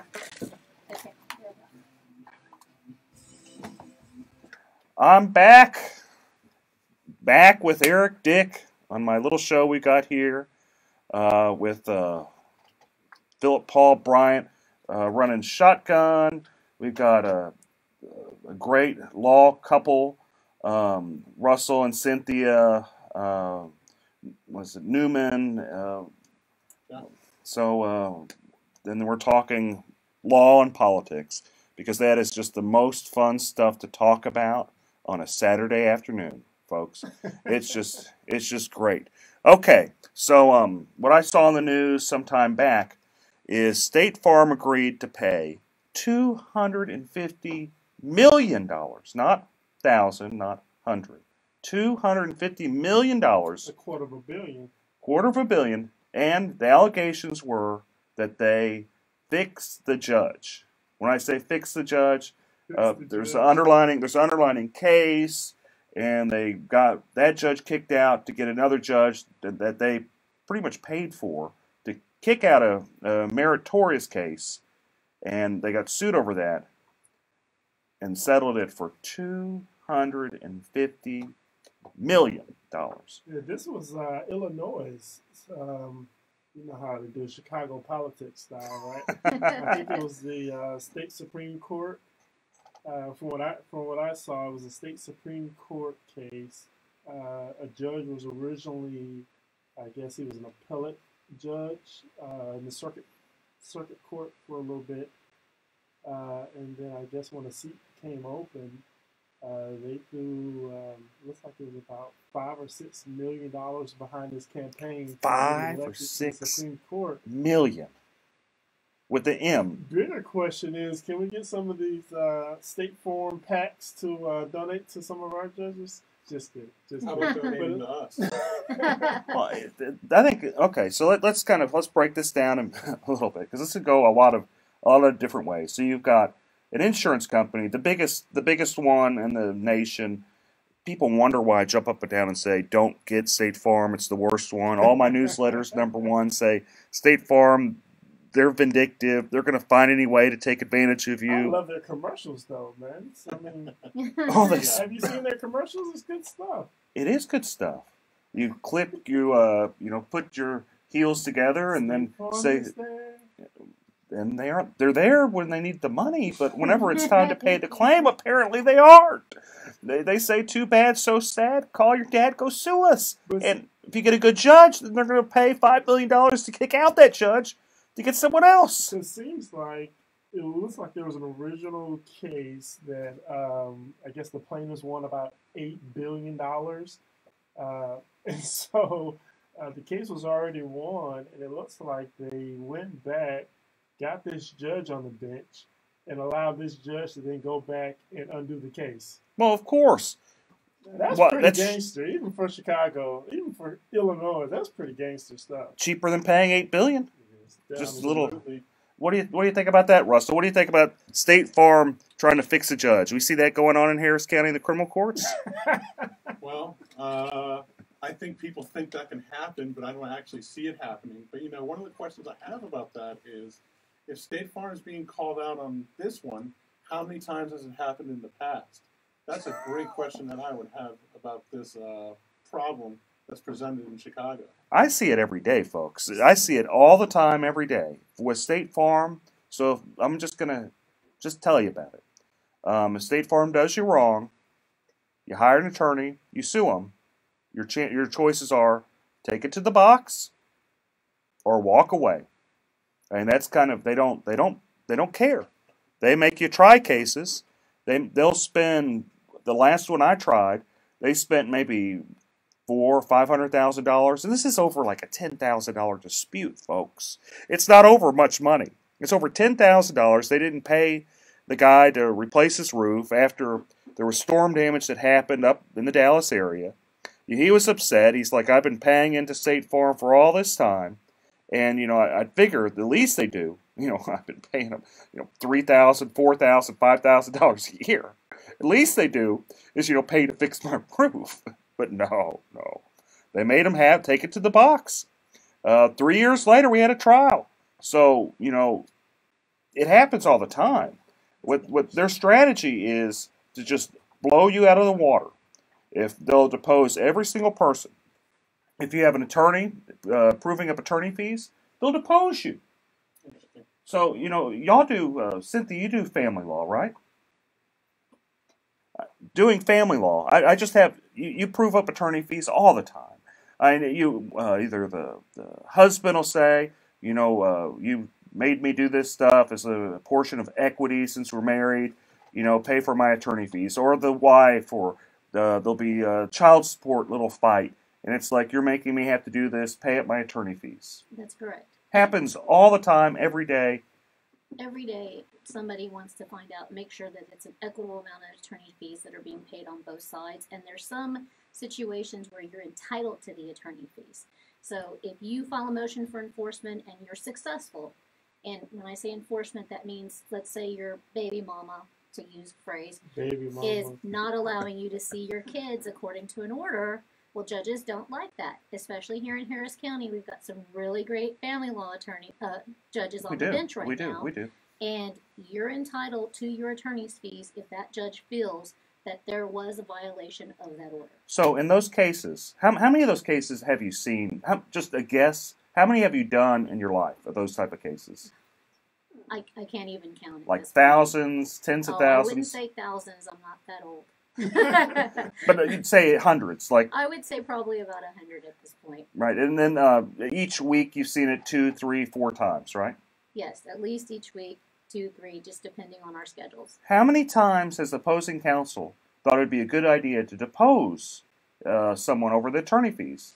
Absolutely none. In fact, we barely question each other most of the time if they're fairly reasonable on It's your accepted hourly practice rate. at this point, isn't it? That's correct. Right. It's accepted practice on this point, especially on those types of cases. Now, what shocks me, get this, every single time I take a State Farm case to the box, they spend 3, 4, and this is nice, 3, 4, 8 hours deposing me over attorney fees. 8 hours.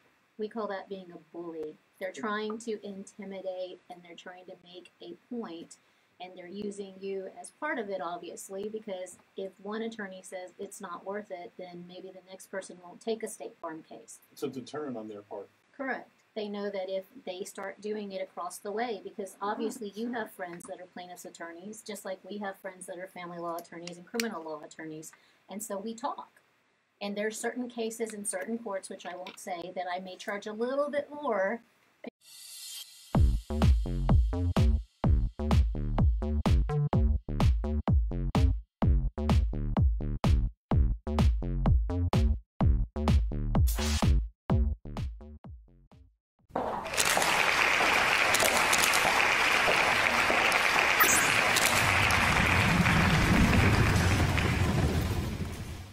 Because I know it may be a little more difficult to deal with.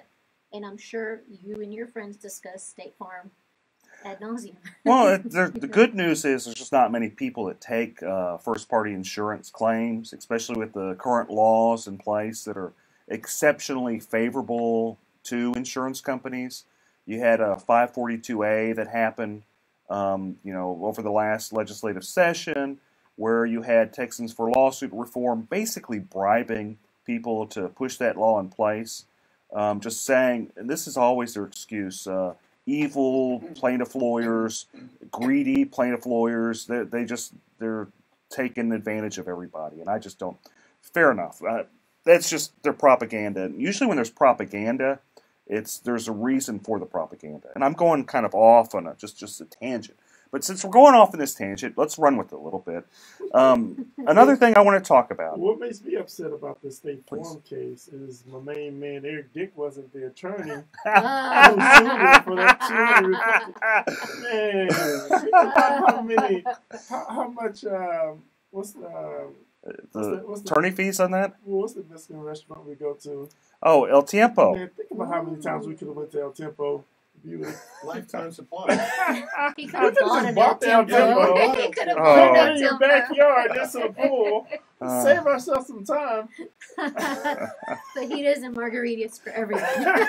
No, we just get the little. We're just going to be getting the little meals. We're ordering off the lunch plate, Philip. We aren't buying no restaurants. There's always the kids menu too. There's the kids menu. Yeah. You especially had the kids menu with 3 kids. Yeah. You can bring the girls; they'll only eat one of them. Okay, so we're going to take a quick break. We're going to be back. We're going to talk about TWIA, Texas Windstorm, We're going to talk about the courthouse state of affairs with family and criminal courthouses, and of course, we're going to talk about the debate last night with Beto and Ted Cruz. Stay with us. Thanks, folks. See you soon. I turned the microphone off. I think I did. I hit off.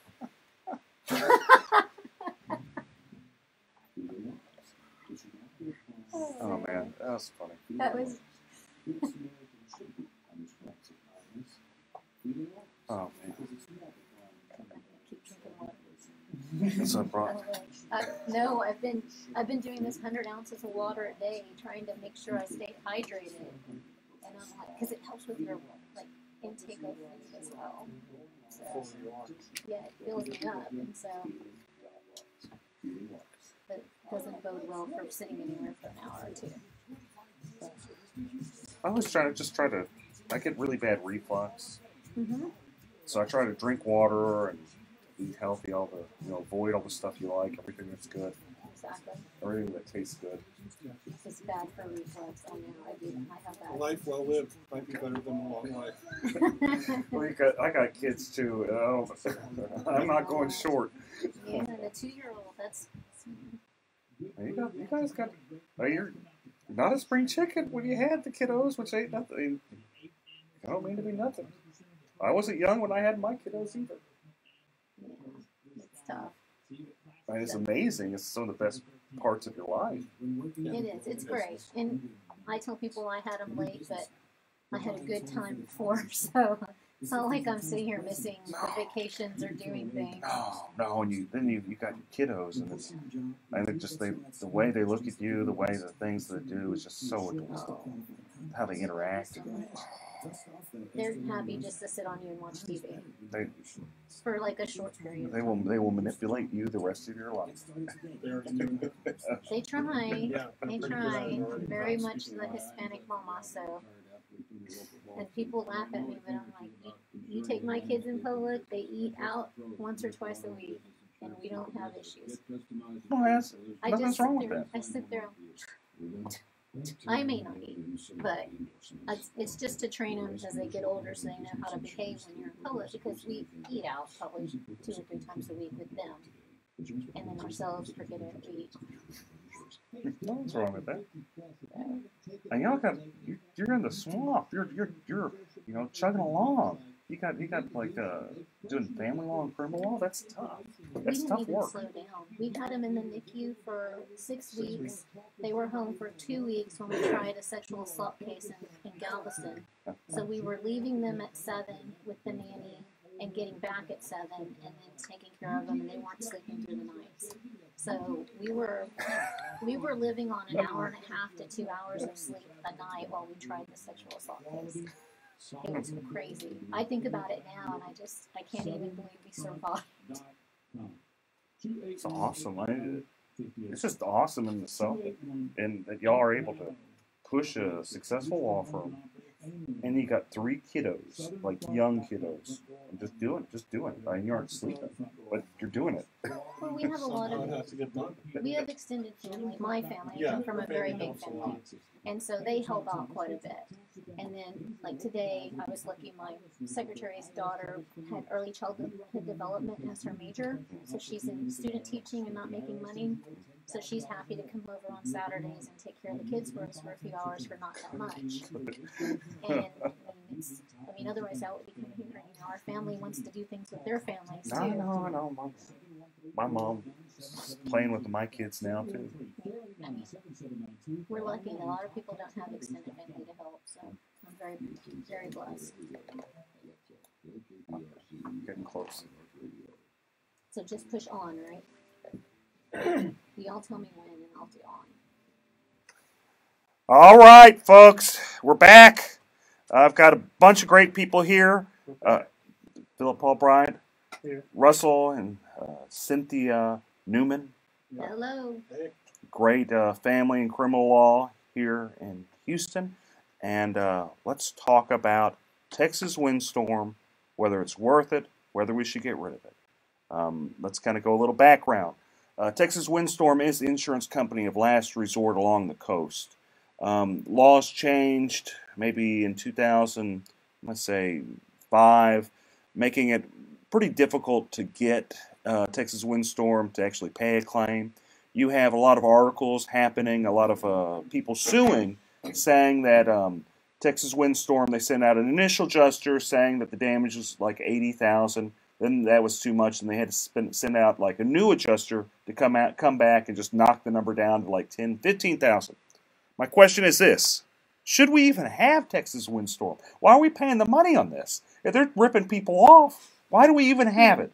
Why are we even dealing? Why? They're the insurer of last resort, from what I read. Well, I don't. Okay, so I hear you saying it's the insurer of last resort, but you got to keep in mind. Here's kind of the beauty of it. There's also lender-placed policy. So if you didn't have insurance, the lender would automatically kick in.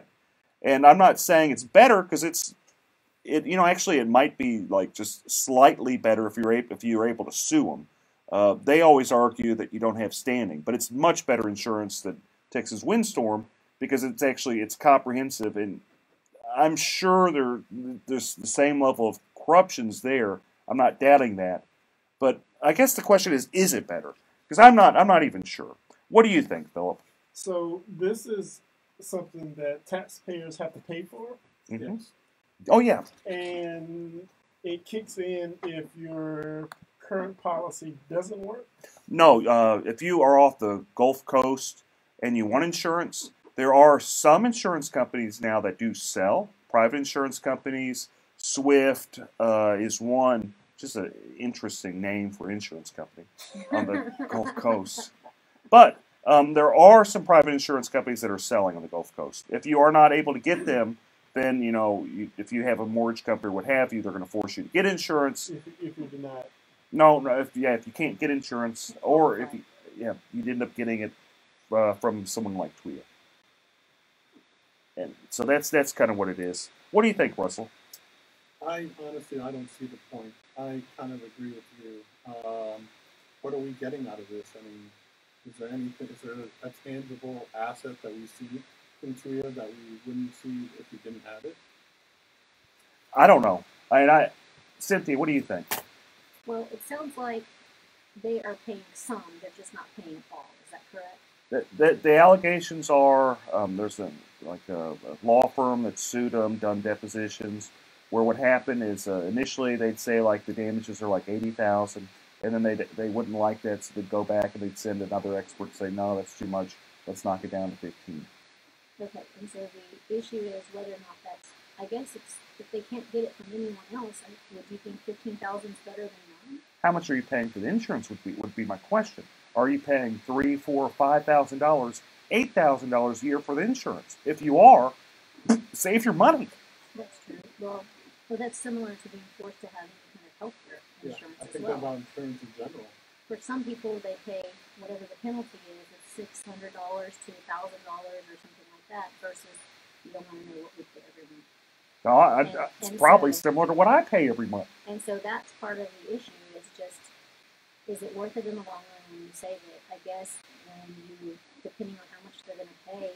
But if the history is that they're not going to be covering these, then no. I mean, you can save your $1,000, $1,200 a month, and you just put that $15,000 towards whatever damage you end up getting. And if you have a mortgage company, the mortgage company is going to charge it for lender-placed policy, which that will pay because the mortgage company is going to want the house fixed. Correct. I don't know if they'll pay right. They probably won't pay right, but I imagine they'd pay something. They'd at least pay enough. I'd hope that. Well, who knows? I imagine. I've had cases where the lender-placed policy didn't pay stuff, so maybe I'm just too hopeful. Maybe I'm just too optimistic. I wonder if it's really that much every month because it makes me think clients have been synonymous with us. We live in a flood zone, so we have to pay flood insurance, and we pay, and it's going up over the last few years, and it was, I think, $1,600 this year. So $1,600 over the 12 months, and if you pay that for this type of insurance, if you get $15,000 for damage, that may be worth it. So what's fascinating about flood insurance? Sit around and wait for FEMA. That's something. That's a legitimate point. Oh, we're sorry. You'll be waiting around for quite a while. The Red Cross is good for 500, I think. So what's interesting about NFIP, if we're going to go into a little bit, it's a government subsidized program where you have businesses, individuals purchasing insurance that, when I say subsidized, in theory, they're supposed to pay out more than they collect, and they probably do. I don't doubt it. But having said all that, what my issue with NFIP is, I don't understand why they offer it to the business community, to school districts, to stuff like that. Whenever you can actually buy insurance on the private market, flood insurance, and it's not that much more. So that's kind of another. I kind of wonder about that. And I'm going on a side note. Russell, tell me the state of affairs in the criminal courthouses in Harris County. Well, it's a pretty big cluster. It's a big problem. I think in what's been over a year, they have done nothing to ameliorate the situation. But I think the original criminal courthouse was such a disaster that if they fix that somehow, which I don't see how they can, maybe there may actually be a blessing somehow. But for right now, I'm running from juvenile court to civil court to a small portion of the criminal court, all to cover the same criminal docket. And it pushes back civil cases that like you have to try, or family cases that my partner has to try, because criminal cases take precedence because your freedom is at stake. And so I feel not only do I have to cover so much more ground in the same amount of time, my cases get precedence in the court, and that backs everything up. So I think they really, really need to focus on having each courthouse for each kind of law again. But I think we're moving very slowly and haven't seen any improvement, and it kind of gets me down because I don't know what Harris County is doing to fix the security. Aren't they still using parts of the building? Because I know a family that they had a case down there, and it seems like they kind of redirect you automatically when you go to the criminal court. They tell you to go to civil court, even though they're having some criminal court cases in the criminal court. What's going on? What do you think, Cynthia? They may try the cases in different courts. So let's say for regular settings, you have regular court appearances, you go to the civil courthouse. Right. Well, one day you may show up, if you're set for trial, they're going to send you back to another courthouse to actually try the case. So it can get confusing for people, and they have now opened up the 20th floor. A couple floors. Probably 17 through 20. Of the main criminal courthouse, Which is the on courthouse, 201 Franklin. Which is the courthouse floor that was the least affected. What they're saying is it's the easiest ones to open. But they're saying the other ones are so far from being open that they're not even optimistic for So they're just kind of 2020. doing one floor at a time as far as I think they're opening the floors that were not destroyed. They're saying the other floors have been so damaged that they can't open them anytime soon without major construction. Well, and what the background here, if folks are just tuning in, they don't understand what we're talking about, is the civil courthouses, more specifically, the criminal courthouse got flooded, just something severe, from Hurricane Harvey. There was a basement, doors. I think they have some roof problems. Sprinklers went off. It wasn't roof problems. I actually remember this quite well because they asked me a little bit about the insurance. So, oh no, okay. And Chris Daniel was on here last week, and I know he's hustling. He's doing what he can, but there's only so much the district court can do. It's He's really a great district court to deal with. I don't even know the man personally, but if I have problems on cases, he answers my messaging on Facebook. I know. It's just amazing. Yeah, he hustles. So criminal courthouse flooded. All the cases got moved over to the civil courthouse. The old family courthouse, is it even being used anymore? Yeah, it's being used for misdemeanors right now. And The civil courthouse is felonies, and the old family courthouse is being used for Huh. Misdemeanors and 4D courts, which are the OAG courts. child support. Yeah, the child support, the Title 4D, or the Attorney General brings them for to pay child support. Yeah. So what kind of cases do you do, Russell? I've tried everything from Class C tickets to murder. I mean, Got a murder case? Yeah, sure. Wow. DWIs, ag assaults. DWI, you could have represented Vito. Yeah, right. And you know what? If I did, no one would know about it. Well, we'll get into that. That might be a good segue. So if people want to find out about you, Russell, where do they look? Well, You can type in my name in Google, and the first thing that comes up is my website, but officially it's NewmanandRodriguez.com, and it gives us a little dossier about who we are, and, you know, we're just fighters. We fight our cases. We don't plead. We rarely work them out, and we come out on top if you hire us. Perfect. Hang out between the courts and watch them run from one court to another. Absolutely. That's awesome. We're going to be right back, folks. Stay tuned. We're talking about Beto versus Cruz, the debate. Thanks, guys.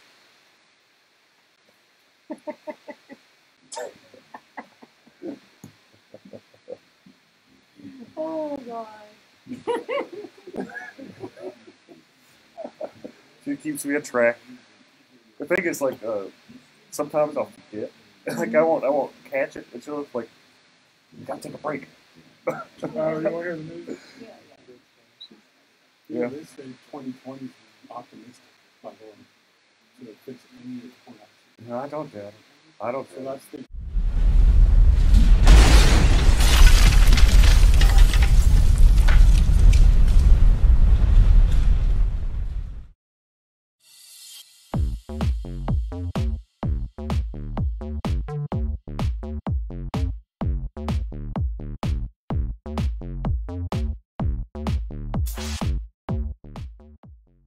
in 2021, 2022, it's in 2020 is optimistic. My hope is that they actually, the problem with the criminal courthouse, well, there's a lot of problems with the criminal courthouse, but the biggest problem that I saw is that you couldn't get into the darn thing. So if they are repairing it, I hope they actually fix it so you can actually go up the elevator. How much are they spent? Might be good to start from the back. Definitely. Because I mean, the structure is already flawed as it is. And somebody shut a whole building there? Yeah. You know how long does it take you to get to the adult series? Sometimes it's Even if I'm on bond, all I know, my mom could be selected in the boat, and I'm going on time. You gotta come and you got a big line in front of the courthouse. That's just what happened to someone. I was in the DGA, and they went through the metal detectors and everything at the Silver Courthouse. They told them they needed to go to the criminal court. They went over to the criminal court. They said, no, you need to go back to the Silver Court. And by the time they got back, the line was like around the corner. And I'm pretty sure that they got there following that. Yep. That's insane. And they wonder why why people have big problems with criminal justice. They wonder why people are upset with criminal justice. Yeah, I have to. Hey, you were there on time. They tell you to go to the wrong building, and now they bond you, revoke your bond and put you back in jail. That's you got to show up to court for 2 hours. They wonder. Huh. Smoking always affected my daily life because I was a closet smoker. It really sort of controlled me kind of that. And my boss had told me I needed to, so I was like, and then to believe the odor of smoking, there's no ash all over the car. I would say give it a try.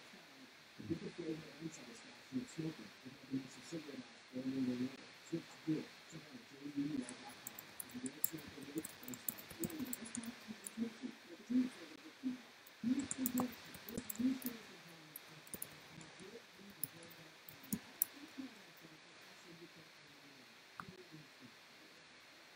product contains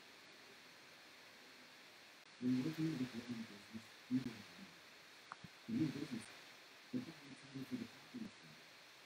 addictive to people. Weird. So what it is working. Periscope, YouTube, Facebook, streaming, Twitch.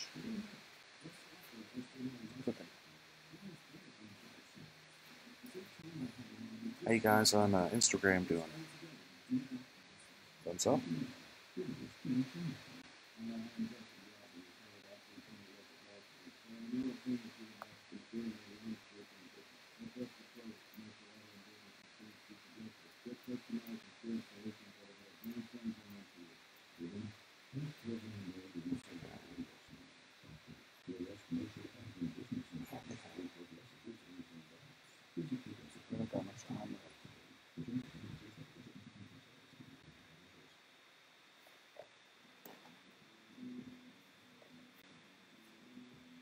I just can't believe they just let me let me have this show. I think they're just gotten I think they just gotten desperate at KPRC. Find some poor lawyer on the side of the street and then just give them a show. That's funny. We'll host for food. Yeah, well, that's right. That's the sign I had. Thanks, guys. I'm back. Eric Dick. Let's just kind of jump into it.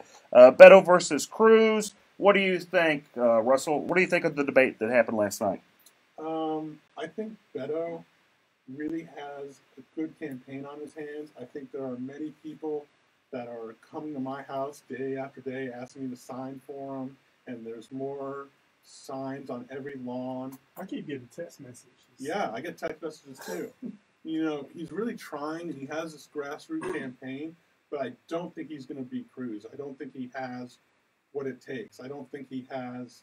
I think he's likable, but I don't think He doesn't have the experience. He doesn't have the experience. He doesn't have the aura about him to be our next senator. Since when did his experience become a requirement to win an election? I guess not. What are you talking about, man? Just in comparing the two, when you Right. look at the two of them, when you're trying to determine which do you feel will win in the long run, it just seems like Cruz seems more together. And I'm not saying we're supporting either. We're not getting into that drama here. Well, in my opinion, I'm just talking about as far as the ability to get out the vote, make sure your voters, make sure your base shows up for the election. That's who determines. I mean, because there's a lot of great judicial candidates on the ballot.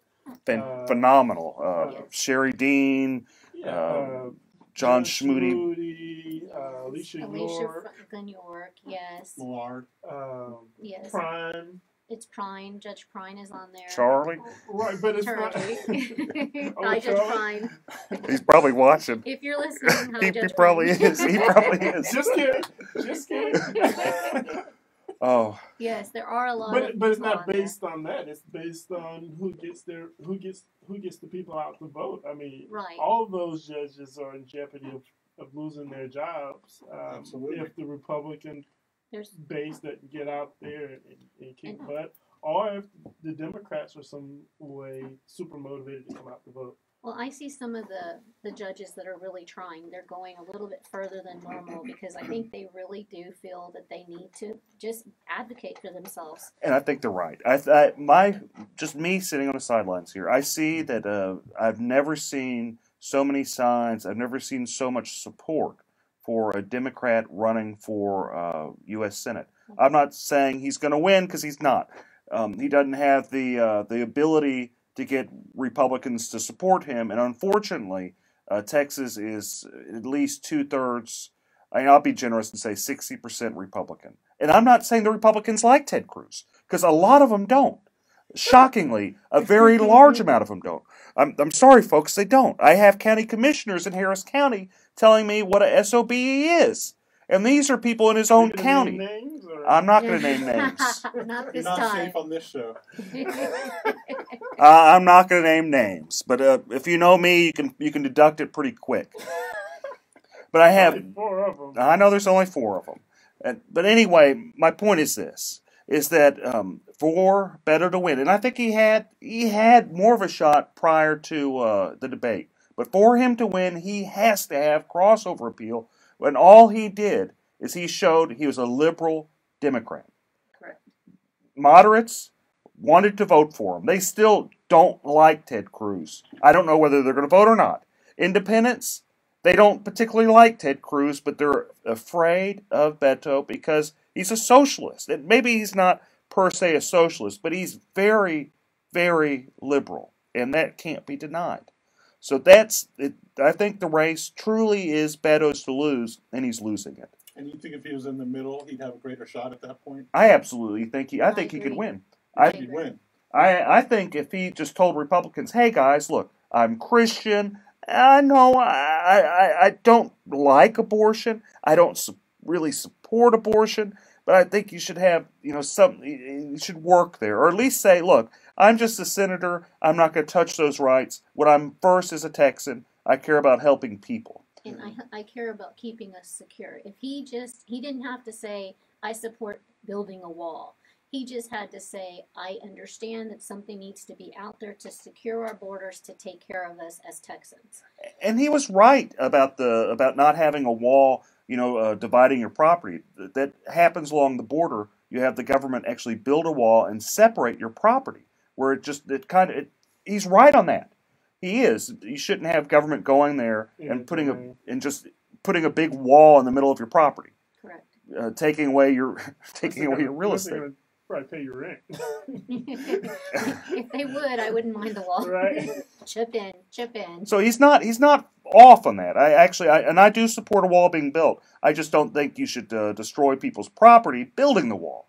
Well, I thought he did a really good job of comparing him to Hillary. He kept Ted Cruz? Ted Cruz. He kept saying you and Hillary, which is a really good strategy in my opinion.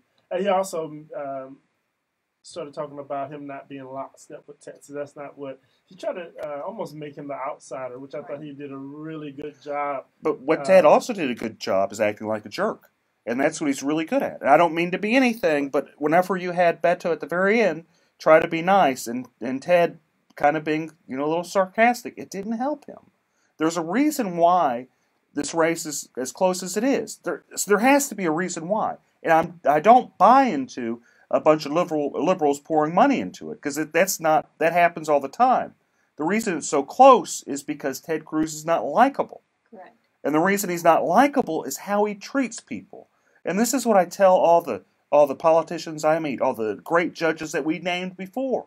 How you treat people, how you treat the people in your court, how you treat people that you don't even expect, that plays a giant role in politics. And life. And life, and business, and everything. It resonates. It does resonate. Well, almost 4 million people did vote for Hillary Clinton, by the way. It was, a 43 to 53% Hillary versus Trump, what was it, 2 years ago. So there are a lot of Democrats in Texas who has the ability to vote for a veto. What was the end numbers with Trump and Hillary? I think Trump got about 53% to Hillary's 43%. Well, there you go. So even 4.8 million to 3.8 million. I'm going to give Beto the benefit of the doubt and say he gets the 48%. Well, and that's the thing. That's the whole point that Eric's making, is that even if he needs to do something to make himself more likable to some of the Republicans that are on the fence, or the independents, because even if he gets what Hillary got, he's not going to win. But that line was, you're still talking about half of the state. So in my opinion, a large portion of where Hillary votes came from was the same area that Cruz is on. Well, what I think Eric is saying is that Cruz is vulnerable right now, and Beto could do a better job of grabbing the people that are on the fence by being more moderate, but he's not doing that. He has a shot, and he's not taking it. That's what I think. That's exactly what I'm saying. But I don't think Beto is. I think he comes off as a nice guy, as a passionate guy. Right. I disagree with him strongly on a number of issues, but I think personality only goes so far. Though he has a good personality, he'd have to at least not scare Republicans, even just people that dislike Ted Cruz, to think that even though we dislike Ted Cruz strongly, we might dislike you more. That's basically that's it. Well, you can't underestimate speeches and likability. There was a young black fella a couple of years back who won the presidency a couple times. But he didn't win Texas. He won Harris County, and I will note. I'm not saying Beto won't win Harris County, and this is what we'll kind of maybe end on this, is that we have some really, really great people on the Republican side running for office. And there's been, what I've heard is there have been internal polling with the Republican Party. I've even heard that Dan Patrick has some serious apprehension that the Republicans lose Harris County. Right. And if that happens, it's going to be very sad, because people like Sherry Dean, and I've known her a long time, she is a very, very sweet woman. Roy Moore, too. We almost forgot about Judge Farr. Judge Farr is probably one of the most qualified family law judges on the bench. He's amazing, and he's he's up for re-election, and that's what's going to be difficult is if people go out there and vote straight party, which I do not advocate. Please don't do that. If you don't know anything about these family law judges, message me on Facebook. I'm happy to discuss it with you. I'm happy to tell you why I support these judges, because they have experience. They do well. They do their job in such a manner that you are proud to work in Harris County. Thank you guys so much for tuning in. I'll see you next week. You guys have a great weekend. Thank you. Thanks. Sorry. That's okay. I talk way too much.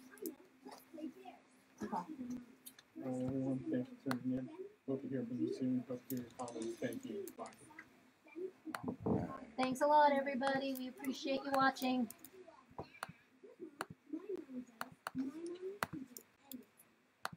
Okay, got that done. Still learning this